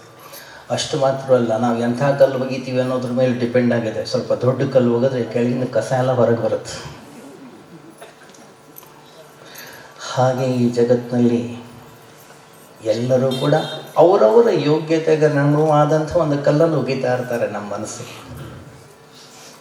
ಹಾಗಾದ್ರೆ ಏನು ಸಾಧನೆ? ಜಗತ್ತಿನಲ್ಲಿ ಏನು ಬೇಕಾದರೂ ಘಟನೆಗಳು ಘಟಿಸಲಿ, ನಾನು ನನ್ನ ಮನಸ್ಸಿನ ಪ್ರಶಾಂತತೆಯನ್ನು ಕಳೆದುಕೊಳ್ಳೋದಿಲ್ಲ. ಇದಕ್ಕೆ ಹೆಸರು ಸಾಧನೆ. ಏನಕ್ಕೆ ಹೇಳಿ ನಾವು ಸಂತರ ಬಳಿ ಬರ್ತಾ ಇದ್ದದ್ದು, ಮಹಾತ್ಮರ ಬಳಿ ಏನಕ್ಕೆ ಬರ್ತಾ ಇದ್ವಿ ನಾವು? ಯಾಕೆ? ಅವರ ಬಳಿ ಬಂದು ಕೂತ್ಕೊಂಡಾಗ, ಅವರ ಮಾತುಗಳ ಶ್ರವಣವನ್ನು ಮಾಡುವಾಗ, ಅವರ ಸಾನ್ನಿಧ್ಯದಲ್ಲಿದ್ದಾಗ, ಅವರ ಸೇವೆಯನ್ನು ಮಾಡುವಾಗ ನಮ್ಮ ಮನಸ್ಸು ಶಾಂತವಾಗ್ತಾ ಇತ್ತು, ನಮಗೊಂದು ಖುಷಿ ಸಿಗ್ತಾ ಇತ್ತು, ನಮಗೆ ಆನಂದ ಶಾಂತಿ ಸಿಗ್ತಾ ಇತ್ತು. ಯಾರ ಹತ್ರ ಹೋದಾಗ ನನಗೆ ಅಪಮಾನವಾಗುತ್ತೆ, ಯಾರ ಹತ್ರ ಹೋದಾಗ ನನ್ನ ಮನಸ್ಸು ಹಾಳಾಗ್ತದೆ, ಯಾರ ಹತ್ರ ಹೋದಾಗ ನನ್ನ ಅಂತಃಕರಣದಲ್ಲಿ ಅಶಾಂತಿ ಜಾಸ್ತಿ ಆಗುತ್ತೆ, ಅವ್ರ ಹತ್ರ ಯಾಕೆ ಹೋಗ್ತೀವಿ?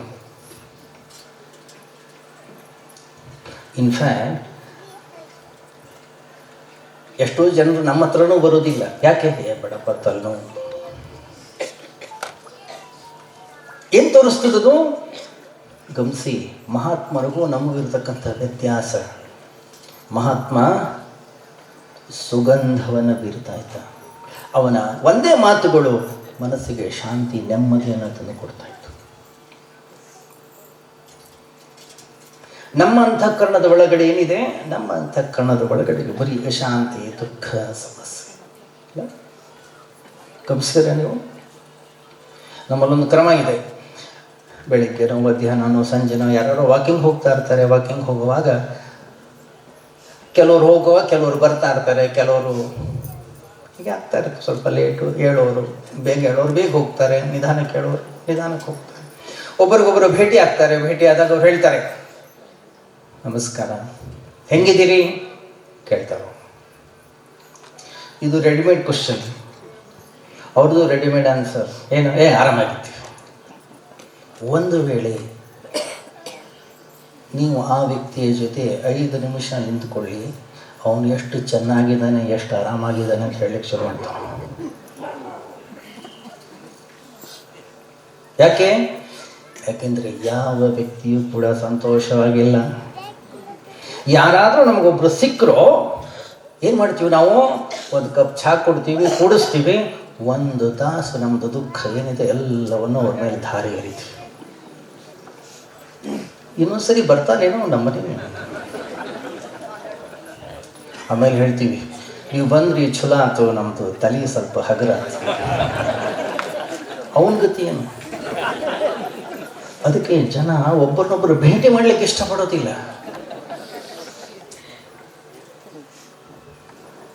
ಯಾಕೆ ಮಹಾತ್ಮರ ಬಳಿ ಹೋಗ್ತಾ ಇದ್ರು?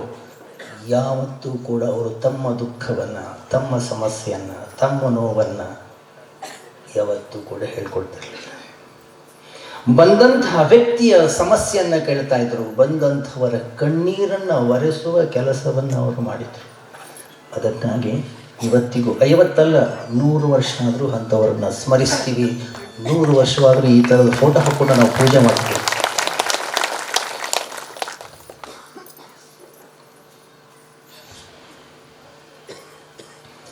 ಗಮನಿಸಿ, ನಮ್ಮ ಹತ್ರ ಬಂದಂತಹ ವ್ಯಕ್ತಿಗೆ 2 ಒಳ್ಳೆಯ ಮಾತು. ಹೌದಾ? ಮಹಾತ್ಮರು ನಮಗೆ ಹೇಳ್ಕೊಡೋದಿದ್ದಾನೆ.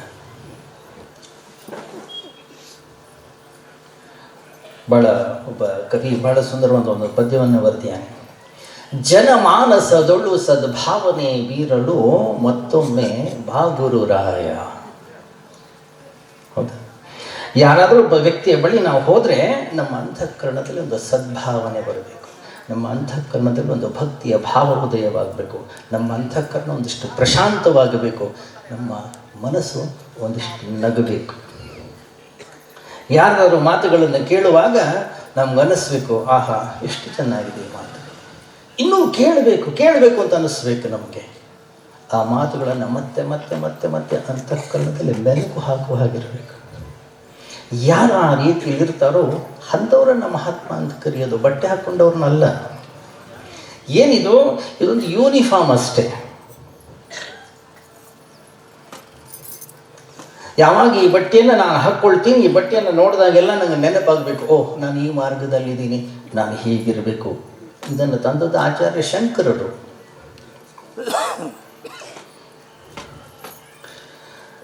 ಬಟ್ಟೆಯಲ್ಲಿ ಖಂಡಿತವಾಗಿಯೂ ಇಲ್ಲ. ಮತ್ತೆ ಸಾಧನೆ ಆಗಬೇಕಾಗಿರೋದು ಅಂತಃಕರಣದ ಒಳಗಡೆಗೆ. ಜೀವನದಲ್ಲಿ ಏನು ಬೇಕಾದರೂ ಘಟನೆಗಳು ಘಟಿಸಲಿ, ನಾನು ನನ್ನ ಮನಸ್ಸನ್ನು ಶಾಂತವಾಗಿಟ್ಕೊಳ್ತೀನೋ ಅದೇ ಸಾಧನೆ. ನಮ್ಮ ಪೂಜ್ಯ ಗುರುದೇವ್ ಬಹಳ ಸುಂದರವಾದ ಒಂದು ಮಾತನ್ನು ಹೇಳೋರು. ದೇವಸ್ಥಾನದ ಒಳಗಡೆಗೆ ಹೋದರೆ ದೇವಸ್ಥಾನದಲ್ಲಿ ವಿಗ್ರಹಗಳಿರ್ತವೆ. ಅದು ರಾಮನೋ, ಕೃಷ್ಣನೋ, ವಿಷ್ಣುವೋ, ಸತ್ಯನಾರಾಯಣನೋ, ಅಮ್ಮನವರು, ಅವ್ರವ್ರಿಗೆ ಇಷ್ಟವಾಗಿರ್ತಕ್ಕಂಥ ದೇವರುಗಳು. ನಮ್ಗೆ ಹೆಂಗೆ ಬೇಕು ಆ ರೀತಿಯಲ್ಲಿ ಸೃಷ್ಟಿ ಮಾಡ್ಕೊಂಡು ಇಟ್ಕೊಂಡಿದ್ದೀವಿ, ನಾವು ಪೂಜಿಸ್ತೀವಿ, ಆರಾಧಿಸ್ತೇವೆ ಅವರವರ ಭಕ್ತಿಗೆ ಅನುಗುಣವಾಗಿ. ಕೆಲವರು ದೇವರಿಗೆ 2 ಕೈ ಕೊಟ್ಟಿದ್ದಾರೆ, ಕೆಲವರು 4 ಕೊಟ್ಟಿದ್ದಾರೆ, ಕೆಲವರು 6 ಕೊಟ್ಟಿದ್ದಾರೆ.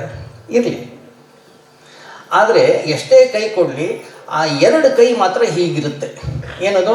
ಒಂದು ಕೈ ಹೀಗಿರುತ್ತೆ, ಇನ್ನೊಂದು ಕೈ ಹೀಗಿರುತ್ತೆ. ಹೀಗಿರೋ ಕೈ ಅದೇನು ಬರೀ ಕೈ ಖಾಲಿ ಇಡೋದು ಅಂತ ಹೇಳಿ ಕೆಲವರು ಮೋದಕ ಇಟ್ಟರು, ಕೆಲವರು ಮಿಠಾಯಿ ಇಟ್ಟರು, ಕೆಲವರು ಏನೇನು ಇಟ್ಟಿದ್ದಾರೆ.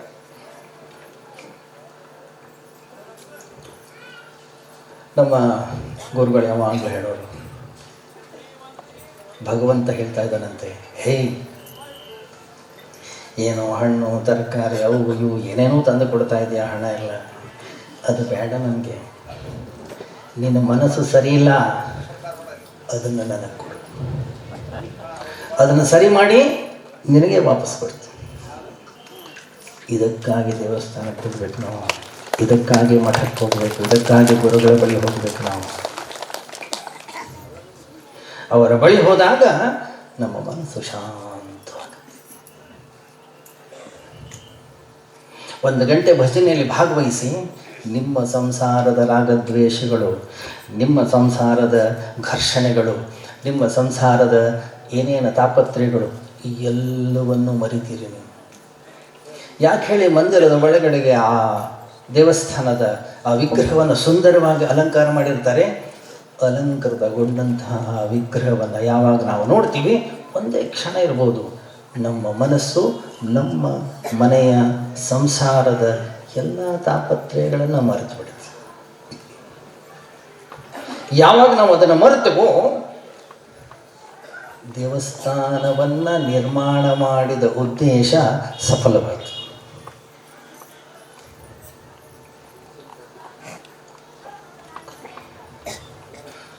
ನಮ್ಮಲ್ಲಿ ಒಂದು ಕ್ರಮ ಇತ್ತು. ಮೊದಲು 25 ವರ್ಷ ಅಧ್ಯಯನ, ವಿದ್ಯಾರ್ಜನೆ, ವಿದ್ಯೆಯನ್ನು ಗಳಿಸಬೇಕು. ಆಮೇಲೆ 25 ವರ್ಷ ದುಡಿಮೆ. ಅವನು ಮದುವೆ ಮಾಡ್ಕೊಳ್ತಾನೆ, ಮಕ್ಕಳನ್ನು ಮಾಡ್ಕೊಳ್ತಾನೆ, ಮನೆ ಕಟ್ಕೊಳ್ತಾನೆ, ಅವನು ಏನೇನು ಸುಖಭೋಗಗಳು ಅಂತ ಏನಿದೆ ಅಥವಾ ಏನೇನು ಅನುಭವಿಸಬೇಕು ಅಂತಿದೆ ಎಲ್ಲವನ್ನು ಅನುಭವಿಸ್ತಾನೆ. ಅದು ಹೆಚ್ಚು ಕಡಿಮೆ ಒಂದು 50-60 ವರ್ಷದ ತನಕ. 60 ವರ್ಷದ ನಂತರ ನಮ್ಮಲ್ಲಿ ಒಂದು ಪದ್ಧತಿ ಇತ್ತು. ಏನದು? ವಾನಪ್ರಸ್ಥ. ಆಮೇಲೆ ಅವನು ಎಲ್ಲ ಜವಾಬ್ದಾರಿಗಳನ್ನು ಮಕ್ಕಳಿಗೆ ಕೊಟ್ಟು ಬಿಟ್ಟು ಹೋಗಿ ಕಾಡಿಗೆ ಹೋಗಬೇಕು. ಇವಾಗ ಬಿಡಿ, ಇವಾಗ ಕಾಡೇ ಇಲ್ಲ, ಎಲ್ಲ ಕಡೆಗೂ ಮನುಷ್ಯರೇ ಇದ್ದಾರೆ. ಗಮನಿಸಿ, ನಮ್ಮ ಋಷಿಗಳ ದೃಷ್ಟಿಕೋನ ಎಷ್ಟು ಚೆನ್ನಾಗಿತ್ತು. 25 ವರ್ಷಗಳ ತನಕ ಪ್ರಾಮಾಣಿಕವಾಗಿರ್ತಕ್ಕಂತಹ ವಿದ್ಯೆಯ ಅರ್ಜನೆ. ಮುಂದಿನ 25-30 ವರ್ಷ ಸಂಸಾರ, ಜಗತ್ತು ನಡಿಬೇಕು, ಅದಕ್ಕೇನು ಬೇಕು ಆ ಎಲ್ಲ ವ್ಯವಸ್ಥೆ. ಆಮೇಲೆ ಅಷ್ಟೊತ್ತಿಗೆ ಮಕ್ಕಳು ಕಲಿತು ಬಂದಿರ್ತಾರೆ ಮನೆಗೆ, ಅವ್ರಿಗೆ ಏನು ಬೇಕು ಆ ಜವಾಬ್ದಾರಿಗಳನ್ನು ಕೊಟ್ಟು, ಅಪ್ಪ ಇನ್ನು ಮುಂದೆ ನೀ ಜೀವನವನ್ನು ನಡೆಸ್ಕೊಂಡು ಹೋಗು. ನಮ್ಮದು ಸಮಸ್ಯೆ ಅದಲ್ಲ. ಏನು 50 ವರ್ಷ 60 ವರ್ಷದ ನಂತರವೂ ಕೂಡ ನಾವು ಮಕ್ಕಳ ಜೀವನದಲ್ಲಿ ಮೂಗು ತೋರಿಸ್ತೀವಿ. ನೀ ಹಿಂಗಿರಬೇಕು, ನೀ ಹಿಂಗಿರಬೇಕು, ನೀ ಹೀಗಿರ್ಬೇಕು, ನೀ ಹಿಂಗಿರಬಾರ್ದು, ಇದು ಸರಿಯಲ್ಲ, ಇದು ಹೀಗೆ ಮಾಡೋದು, ಹೀಗೆ ಮಾಡೋದು, ಹೀಗೆ ಮಾಡೋದು. ಒಂದು ಚೆನ್ನಾಗಿ ನೆನ್ಪಿಟ್ಕೊಳ್ಳಿ, ಜೀವನದಲ್ಲಿ ನಾನು ಹೇಗಿರಬೇಕು ಅನ್ನೋದನ್ನು ಇನ್ನೊಬ್ಬರು ನನಗೆ ಹೇಳಿದರೆ ಇಷ್ಟ ಆಗುತ್ತೆ. ನಮಗೆ ಇಷ್ಟವಾಗೋದಿಲ್ಲ. ಏನು ಸ್ವಾಮೀಜಿ ನೀವು ಹೀಗೆ ಹೇಳ್ತೀರಿ? ನಮಗೆ 50-60 ವರ್ಷದ ಅನುಭವ ಇದೆ, ನಾವು ಅನುಭವವನ್ನು ದಾರಿ ಎರೀತಾ ಇದ್ದೀವಿ ಅವ್ರಿಗೆ. ಕರೆಕ್ಟು, ನಿಮ್ಮ ಹತ್ರ ಅನುಭವ ಇದೆ, ತಗೊಳ್ಳಿಕ್ಕೆ ಅವ ರೆಡಿ ಇಲ್ಲ. ಯಾಕವ ರೆಡಿ ಇಲ್ಲ? ಯಾಕೆಂದರೆ ನಿಮ್ಮ ಅಪ್ಪ ಕೊಟ್ಟಾಗ ನೀ ರೆಡಿ ಇರಲಿಲ್ಲ.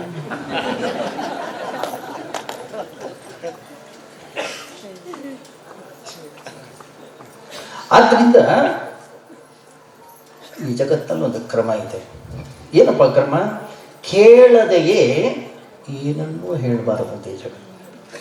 ನಿಮ್ಮ ಹತ್ರ ಬೇಕಾದಿರ್ಬೋದು, ಅವನಾಗಿ ಕೇಳಬೇಕು. ಏನು? ಅದೀಹಿ ಭಗವೋ ಬ್ರಹ್ಮೇತಿ, ಹೇ ಗುರೋ ನನಗೆ ಬ್ರಹ್ಮಜ್ಞಾನವನ್ನು ಕೊಡು ಅಂತ ಕೇಳಬೇಕು. ಅಂದಾಗ ಮಾತ್ರ ಜ್ಞಾನವನ್ನು ಉಪದೇಶ ಕೊಡ್ತಾ ಇತ್ತು. ಯಾಕೆ? ಅನಾವಶ್ಯಕವಾಗಿ ಅವ್ರು ಹೇಳ್ತಿರಲಿಲ್ಲ.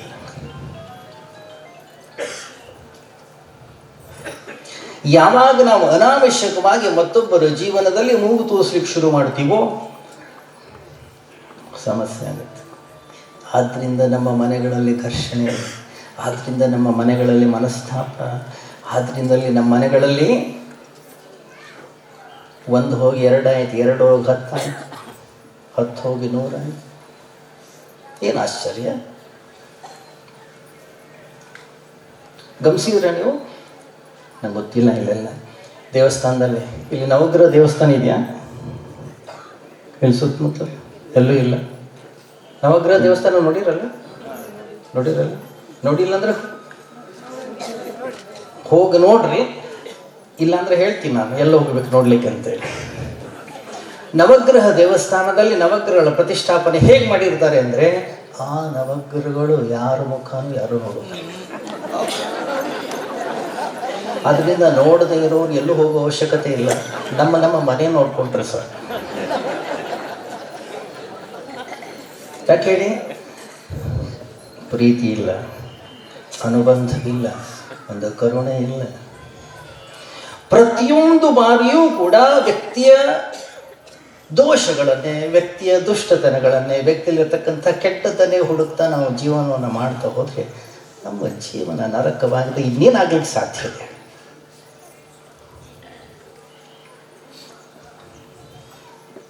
ಗಮನಿಸಿ, ರಾಮನಿದ್ದಾಗ ರಾವಣನೊಬ್ಬ ನಿರ್ಧನಲ, ಭೀಮನಿದ್ದಾಗ ದುಶ್ಯಾಸನನ ದೊರವಲ್. ಈ ಮಹಿಯೊಳ ನ್ಯಾಯಕಾರಿ ಇಲ್ಲದುದೆಂದು ರಾಮಭಟನಾಗು ನೀ ಮಂಕುತಿಮ್ಮ. ಈ ಜಗತ್ತಿನಲ್ಲಿ ಯಾವಾಗ ಕೆಟ್ಟದ್ದಿರಲಿಲ್ಲ. ರಾಮ ಇದ್ದಾಗ ರಾವಣ ಇದ್ದ, ಭೀಮ ಇದ್ದಾಗ ದುರ್ಯೋಧನ, ದುಶ್ಯಾಸನ ಅಂತಕ್ಕಂಥವ್ರು. ಈ ಜಗತ್ತಿನಲ್ಲಿ ಯಾವುದೇ ಪುರಾಣವನ್ನು ತೆಗಿರಿ, ಅಲ್ಲಿ ಶುರು ಆಗೋದೇ ಹೇಗೆಂದರೆ ದೇವತೆಗಳು, ರಾಕ್ಷಸರು, ಅವರಿವರ ನಡುವೆ ಗಲಾಟೆ, ಯುದ್ಧ. ಎಲ್ಲ ಯುದ್ಧಗಳಲ್ಲಿಯೂ ಕೂಡ ರಾಕ್ಷಸರದೇ ಮೇಲುಗೈ. ಇನ್ನೇನು ದೇವತೆಗಳು ಇನ್ನು ಸರ್ವನಾಶ ಆಗಿ ಹೋಗ್ತಾರೆ ಅನ್ನುವಾಗ ಯಾವನೋ ಒಬ್ಬ ಹೀರೋ ಬಂದು ಅವ್ರನ್ನ ಸರ್ವೈವ್ ಮಾಡ್ತಾರೆ. ಅನಾದಿ ಕಾಲದಿಂದಲೂ ಹೀಗೇ ನಡ್ಕೊಂಡು ಬಂದಿರೋದು, ಇವತ್ತು ಇದೇ ನಡ್ಕೊಂಡು ಬರ್ತಾರೆ. ಹೌದು. ಮತ್ತು ಇಂತಹ ಈ ಜಗತ್ತಲ್ಲಿ ನಾವು ನೆಮ್ಮದಿಯಿಂದ ಇರಬೇಕು ಅನ್ನೋಂಥದ್ದನ್ನು ಯಾರು ಹೇಳಿಕೊಡ್ತಾರೆ ನಮಗೆ? ಅಂಥವ್ರನ್ನ ಸಂತರು, ಅಂಥವ್ರನ್ನ ಮಹಾತ್ಮರು ಅಂತ ಹೇಳಿ ಕರೀತೀವಿ. ಯಾರು ಆ ಉಪದೇಶವನ್ನು ನಮ್ಮ ಮನಸ್ಸಿಗೆ ತಟ್ಟುವ ಹಾಗೆ ಹೇಳ್ತಾರೆ ಅಂಥವ್ರನ್ನ ಗುರು ಅಂತೀವಿ ನಾವು. ಗಮನಿಸಿ, ನಮ್ಮ ಮನೆಯಲ್ಲೆಲ್ಲ ಅವ್ರು ಹೇಳಿದರು, ಹೆಚ್ಚೆಚ್ಚು ಅಂದರೆ 3 ತಲೆಮಾರಿನಿಂದ ನಾವು ನೆನಪಿಟ್ಕೊಳ್ತೀವಿ. ಹೌದಾ? ಫೋಟೋ ಇಟ್ಟಿರ್ತೀವಿ.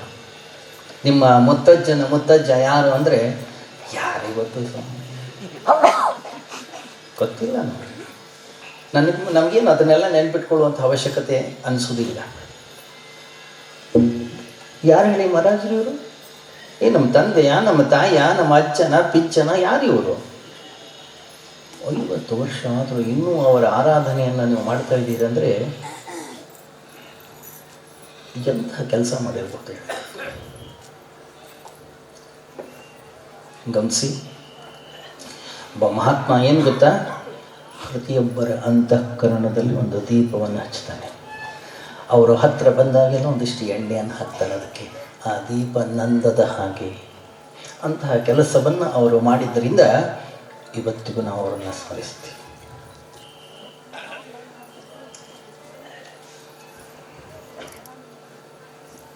ಭಾಳ ಚೆನ್ನಾಗಿ ಹೇಳಿದರು ಅವರು. 108 ಬಾರಿ ದಾಸಬೋಧವನ್ನು ಮಹಾರಾಜರು ಓದಿದರು. ನಮ್ಮ ಕೈನಲ್ಲಿ ಇಮ್ಯಾಜಿನ್ ಕೂಡ ಮಾಡ್ಕೊಳ್ಳಿಕ್ಕೆ ಕಷ್ಟ ಇದ್ದದ್ದು. ಪರವಾಗಿಲ್ಲ, 10 ಪೇಜ್ ಓದಿ ನೀವು. ದಿವಸಕ್ಕೆ 10 ಪೇಜ್, ಜಾಸ್ತಿ ಬೇಡ. ಏನು ಹೇಳಿ, 10 ಪೇಜ್ ಓದಬೇಕಾದ್ರೆ ನೀವು ದೇವರ ಕೋಣೆಯ ಒಳಗಡೆ ಹೋಗಿ ಕೊಡ್ತೀರಿ, ಹೊರಗಡೆ ಜಗತ್ತಿನ ಸಂಬಂಧವನ್ನು ಕತ್ತರಿಸ್ಕೊಳ್ತೀರಿ. ನಿಮ್ಮ ಪಾಡಿ ನೀವು ಇರ್ತೀರಿ, ಪುಸ್ತಕದ ಜೊತೆಗಿದ್ದೀರಿ. ನೀವು ಪುಸ್ತಕ ಓದ್ತಿರೋ ಇಲ್ಲ ಗೊತ್ತಿಲ್ಲ, ನಿಮ್ಮ ಮನಸ್ಸನ್ನು ಶಾಂತವಾಗಿಟ್ಕೊಳ್ಳುವ ಪ್ರಕ್ರಿಯೆಯಲ್ಲಿ ನಿಮ್ಮನ್ನು ನೀವು ತೊಡಗಿಸ್ಕೊಂಡಿದ್ದೀರಿ. ನಿಮ್ಮ ಮನಸ್ಸು ಶಾಂತವಾಗಿದೆಯೋ ಅದಕ್ಕಿಂತ ಉತ್ಕೃಷ್ಟವಾದ ತಪಸ್ಸು ಇನ್ನೊಂದಿಲ್ಲ. ನಿಮ್ಮ ಮನಸ್ಸು ಶಾಂತವಾಗಿಲ್ಲ ಆದರೂ ಪರವಾಗಿಲ್ಲ, ನೀವು ಅರ್ಧ ತಾಸು ದೇವರ ಕೋಣೆಯಲ್ಲಿರಿ. ಯಾಕೆಂದರೆ ನೀವು ಒಳಗಿಸಷ್ಟು ಹೊರಗಡೆಯ ಜಗತ್ತಿಗೆ ಶಾಂತಿ. ಸತತವಾದಂತಹ ಪ್ರಯತ್ನವನ್ನು ನಾವು ಮಾಡ್ತೀವೋ ಇವತ್ತಲ್ಲ ನಾಳೆ ನಮ್ಮ ಮನಸ್ಸು ಖಂಡಿತವಾಗಿಯೂ ಶಾಂತವಾಗಿ ಆಗುತ್ತೆ. ಅದಕ್ಕಾಗಿ ಕೊಟ್ಟಿದ್ದು ಈ ರೀತಿಯ ಗ್ರಂಥಗಳನ್ನು. ಗೇಯಂ ಗೀತಾ ನಾಮ ಸಹಸ್ರಂ ಧ್ಯೇಯಂ ಶ್ರೀಪತಿ ರೂಪಮಜಸ್ರಂ ಅಲ್ಲ ಹೇಳಬೇಕಂತೆ, ಭಗವದ್ಗೀತೆಯನ್ನು ಹೇಳಬೇಕಂತೆ, ಸಹಸ್ರನಾಮಗಳನ್ನು ಹೇಳಬೇಕಂತೆ. ಈ ರೀತಿಯ ಗ್ರಂಥಗಳ ಅಧ್ಯಾಪನವನ್ನು ನಾವು ಮಾಡಬೇಕು. ಯಾರನ್ನೋ ಉದ್ಧಾರ ಮಾಡಲಿಕ್ಕಾಗಲ್ಲ, ಯಾರನ್ನೋ ಬದಲಾಯಿಸ್ಲಿಕ್ಕಾಗಲ್ಲ. ಎಷ್ಟು ಹೊತ್ತು ನಾನು ಓದ್ತಾ ಹೋಗ್ತೀನಿ ನನ್ನ ಮನಸ್ಸು ಅಷ್ಟು ಶಾಂತವಾಗ್ತಾ ಹೋಗುತ್ತೆ. ನನ್ನ ಮನಸ್ಸು ಎಷ್ಟು ಶಾಂತವಾಗಿದೆ ಅದೇ ಅತ್ಯಂತ ಉತ್ಕೃಷ್ಟ ಶ್ರೇಷ್ಠವಾದಂಥ ನಮ್ಮ ಒಂದು ಆಸ್ತಿ. ನಿಮ್ಮ ಹತ್ರ ಇರ್ಬೋದು ಬೇಕಾದಷ್ಟು ಹಣ, ಮನಸ್ಸು ಅಶಾಂತವಾಗಿದೆ, ಮನಸ್ಸು ಅಳತಾ ಇದೆ, ಮನಸ್ಸು ನೋವಿನಿಂದ ಕೂಡ್ಕೊಂಡಿದೆ, ಏನು ಪ್ರಯೋಜನ? ಎಲ್ಲವೂ ಕೂಡ ವ್ಯರ್ಥ.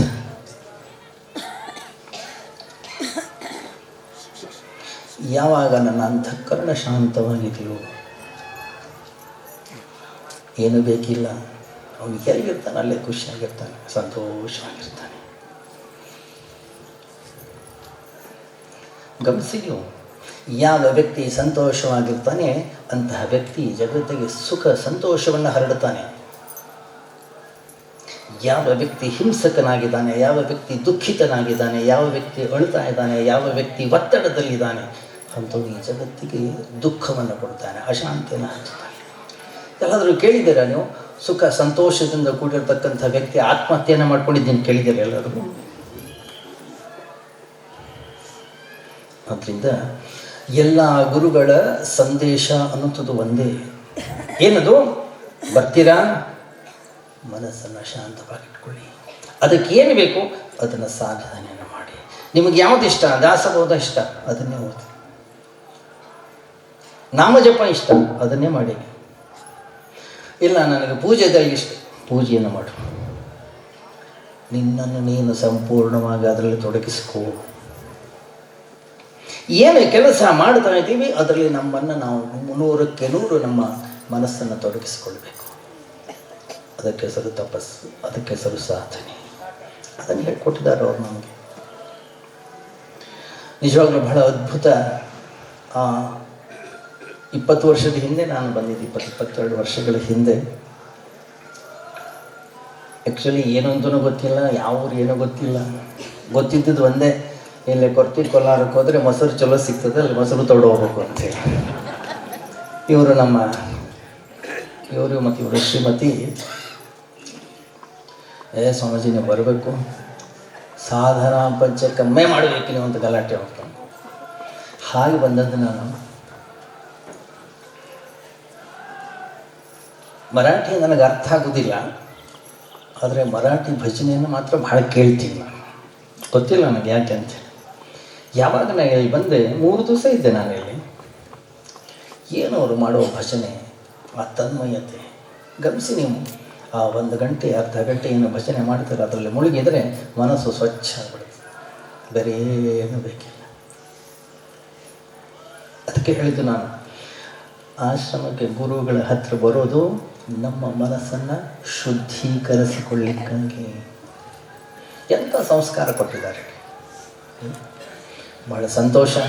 ಬಹಳ ಸುಂದರವಾದಂತಹ ಈ ಕಾರ್ಯಕ್ರಮದಲ್ಲಿ ಗುರುಗಳ ಒಂದು ಆರಾಧನೆಯಲ್ಲಿ ಇಷ್ಟೊಂದು ಜನ ಪ್ರೀತಿ ಭಕ್ತಿಯಿಂದ ಭಾಗವಹಿಸಿದ್ದೀರಿ. ಎಲ್ಲರಿಗೂ ಕೂಡ ಶ್ರೇಯಸ್ಸಾಗಲಿ, ಎಲ್ಲರಿಗೂ ಒಳಿತಾಗಲಿ. ಹರಿಯ ಅವ್ರು ಮಹೇಶ್ ಪಾಟೀಲ್ರು ಬಂದು ಗುರೂಜಿಯವ್ರ ಕಡೆಯಿಂದ ಮಾಡ್ಕೊಂಡು ಆಶೀರ್ವಾದ ಕೊಟ್ಟಿಬೇಕಂತ ಹೇಳಿ ಅವ್ರು ಕೇಳ್ಕೊತೀನಿ. ಮಹೇಶ್ ಪಾಟೀಲ್ ಬರಬೇಕು.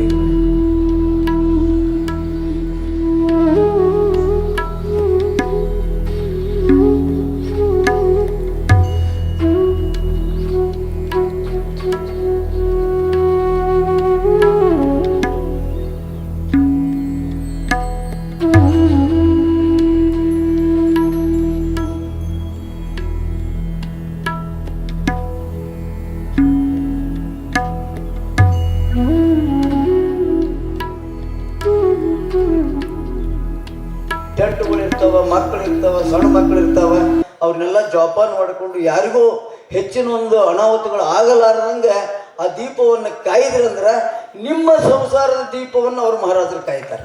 ಇದು ಮಾತ್ರ ಗ್ಯಾರಂಟಿ. ಅದಕ್ಕೆ ದಯವಿಟ್ಟು ಎಲ್ಲರೂ ಅವೆಲ್ಲ ಮುಂದಿನ ಲಕ್ಷ ದೀಪೋತ್ಸವ ಆಗಲಿ, ಮುಂದೆ ಇವತ್ತು ಪೂರ್ಣ ರಾತ್ರಿ ಜಾಗರಣೆ ಇದೆ ನಮ್ಮದು. ಏನದ್ರಿ ಪೂರ್ಣ ಜಾಗರಣೆ ಇದೆ. ಅದಕ್ಕೆಲ್ಲ ಈಗ ತಯಾರಿ ಮಾಡಿ ಮನಸ್ಸಿಗೆ ಹೇಳ್ರಿ, ಈಗ ನಾವು ಪೂರ್ಣ ಜಾಗರಣೆ ಮಾಡ್ತೀನಿ ನಾ ಅಂತೇಳಿ ಅದಕ್ಕೆಲ್ಲ ತಯಾರಾಗಿರಿ. ಆ ಕೀರ್ತನೆ ಕೇಳೋನು, ಇನ್ನು ಮತ್ತೆ ಯಾರು ಬರೋರು ಬರ್ತಾರೆ, ಎಲ್ಲನೂ ಮಾಡಿ ಜಾಗರಣೆ ಮಾಡಿ. ನಾಳಿನ ಮುಖ್ಯ ಕೆಲಸ ನಮ್ಮ ಹೂವಿನ ಕಾರ್ಯಕ್ರಮ ಆಗ್ತದೆ, ಹೂವಿನ ಪೂಜೆ ಆಗ್ತದೆ. ಮತ್ತು ನಾವೆಲ್ಲ ಮಾಡಿಕೊಂಡು ಮುಂದೆ ಹೋಗೋದದ 3 ಗಂಟೆಗೆ ನಾಳೆ. ಅದು ಈಗ ಇದನ್ನೆಲ್ಲ ಬಂದಂಥ ಉಪಯೋಗ ಟೈಮನ್ನು ಎಲ್ಲರೂ ಸರಿಯಾಗಿ ಉಪಯೋಗ ತೊಗೊಂಡು ಸಮರ್ಥ ಕೃಪೆಗೆ ಪಾತ್ರ ಆಗಬೇಕಂತೇಳಿ ತಮ್ಮಲ್ಲಿ ವಿನಂತಿಪೂರ್ವಕವಾಗಿ ವಿನಂತಿಸ್ಕೋತೀನಿ. ಇನ್ನೆಲ್ಲರೂ ಸಮಾಧಾನದಿಂದ ಪ್ರಸಾದ ಎಲ್ಲರೂ ಹೋಗಿ ತಗೋಬೇಕಂತೇಳಿ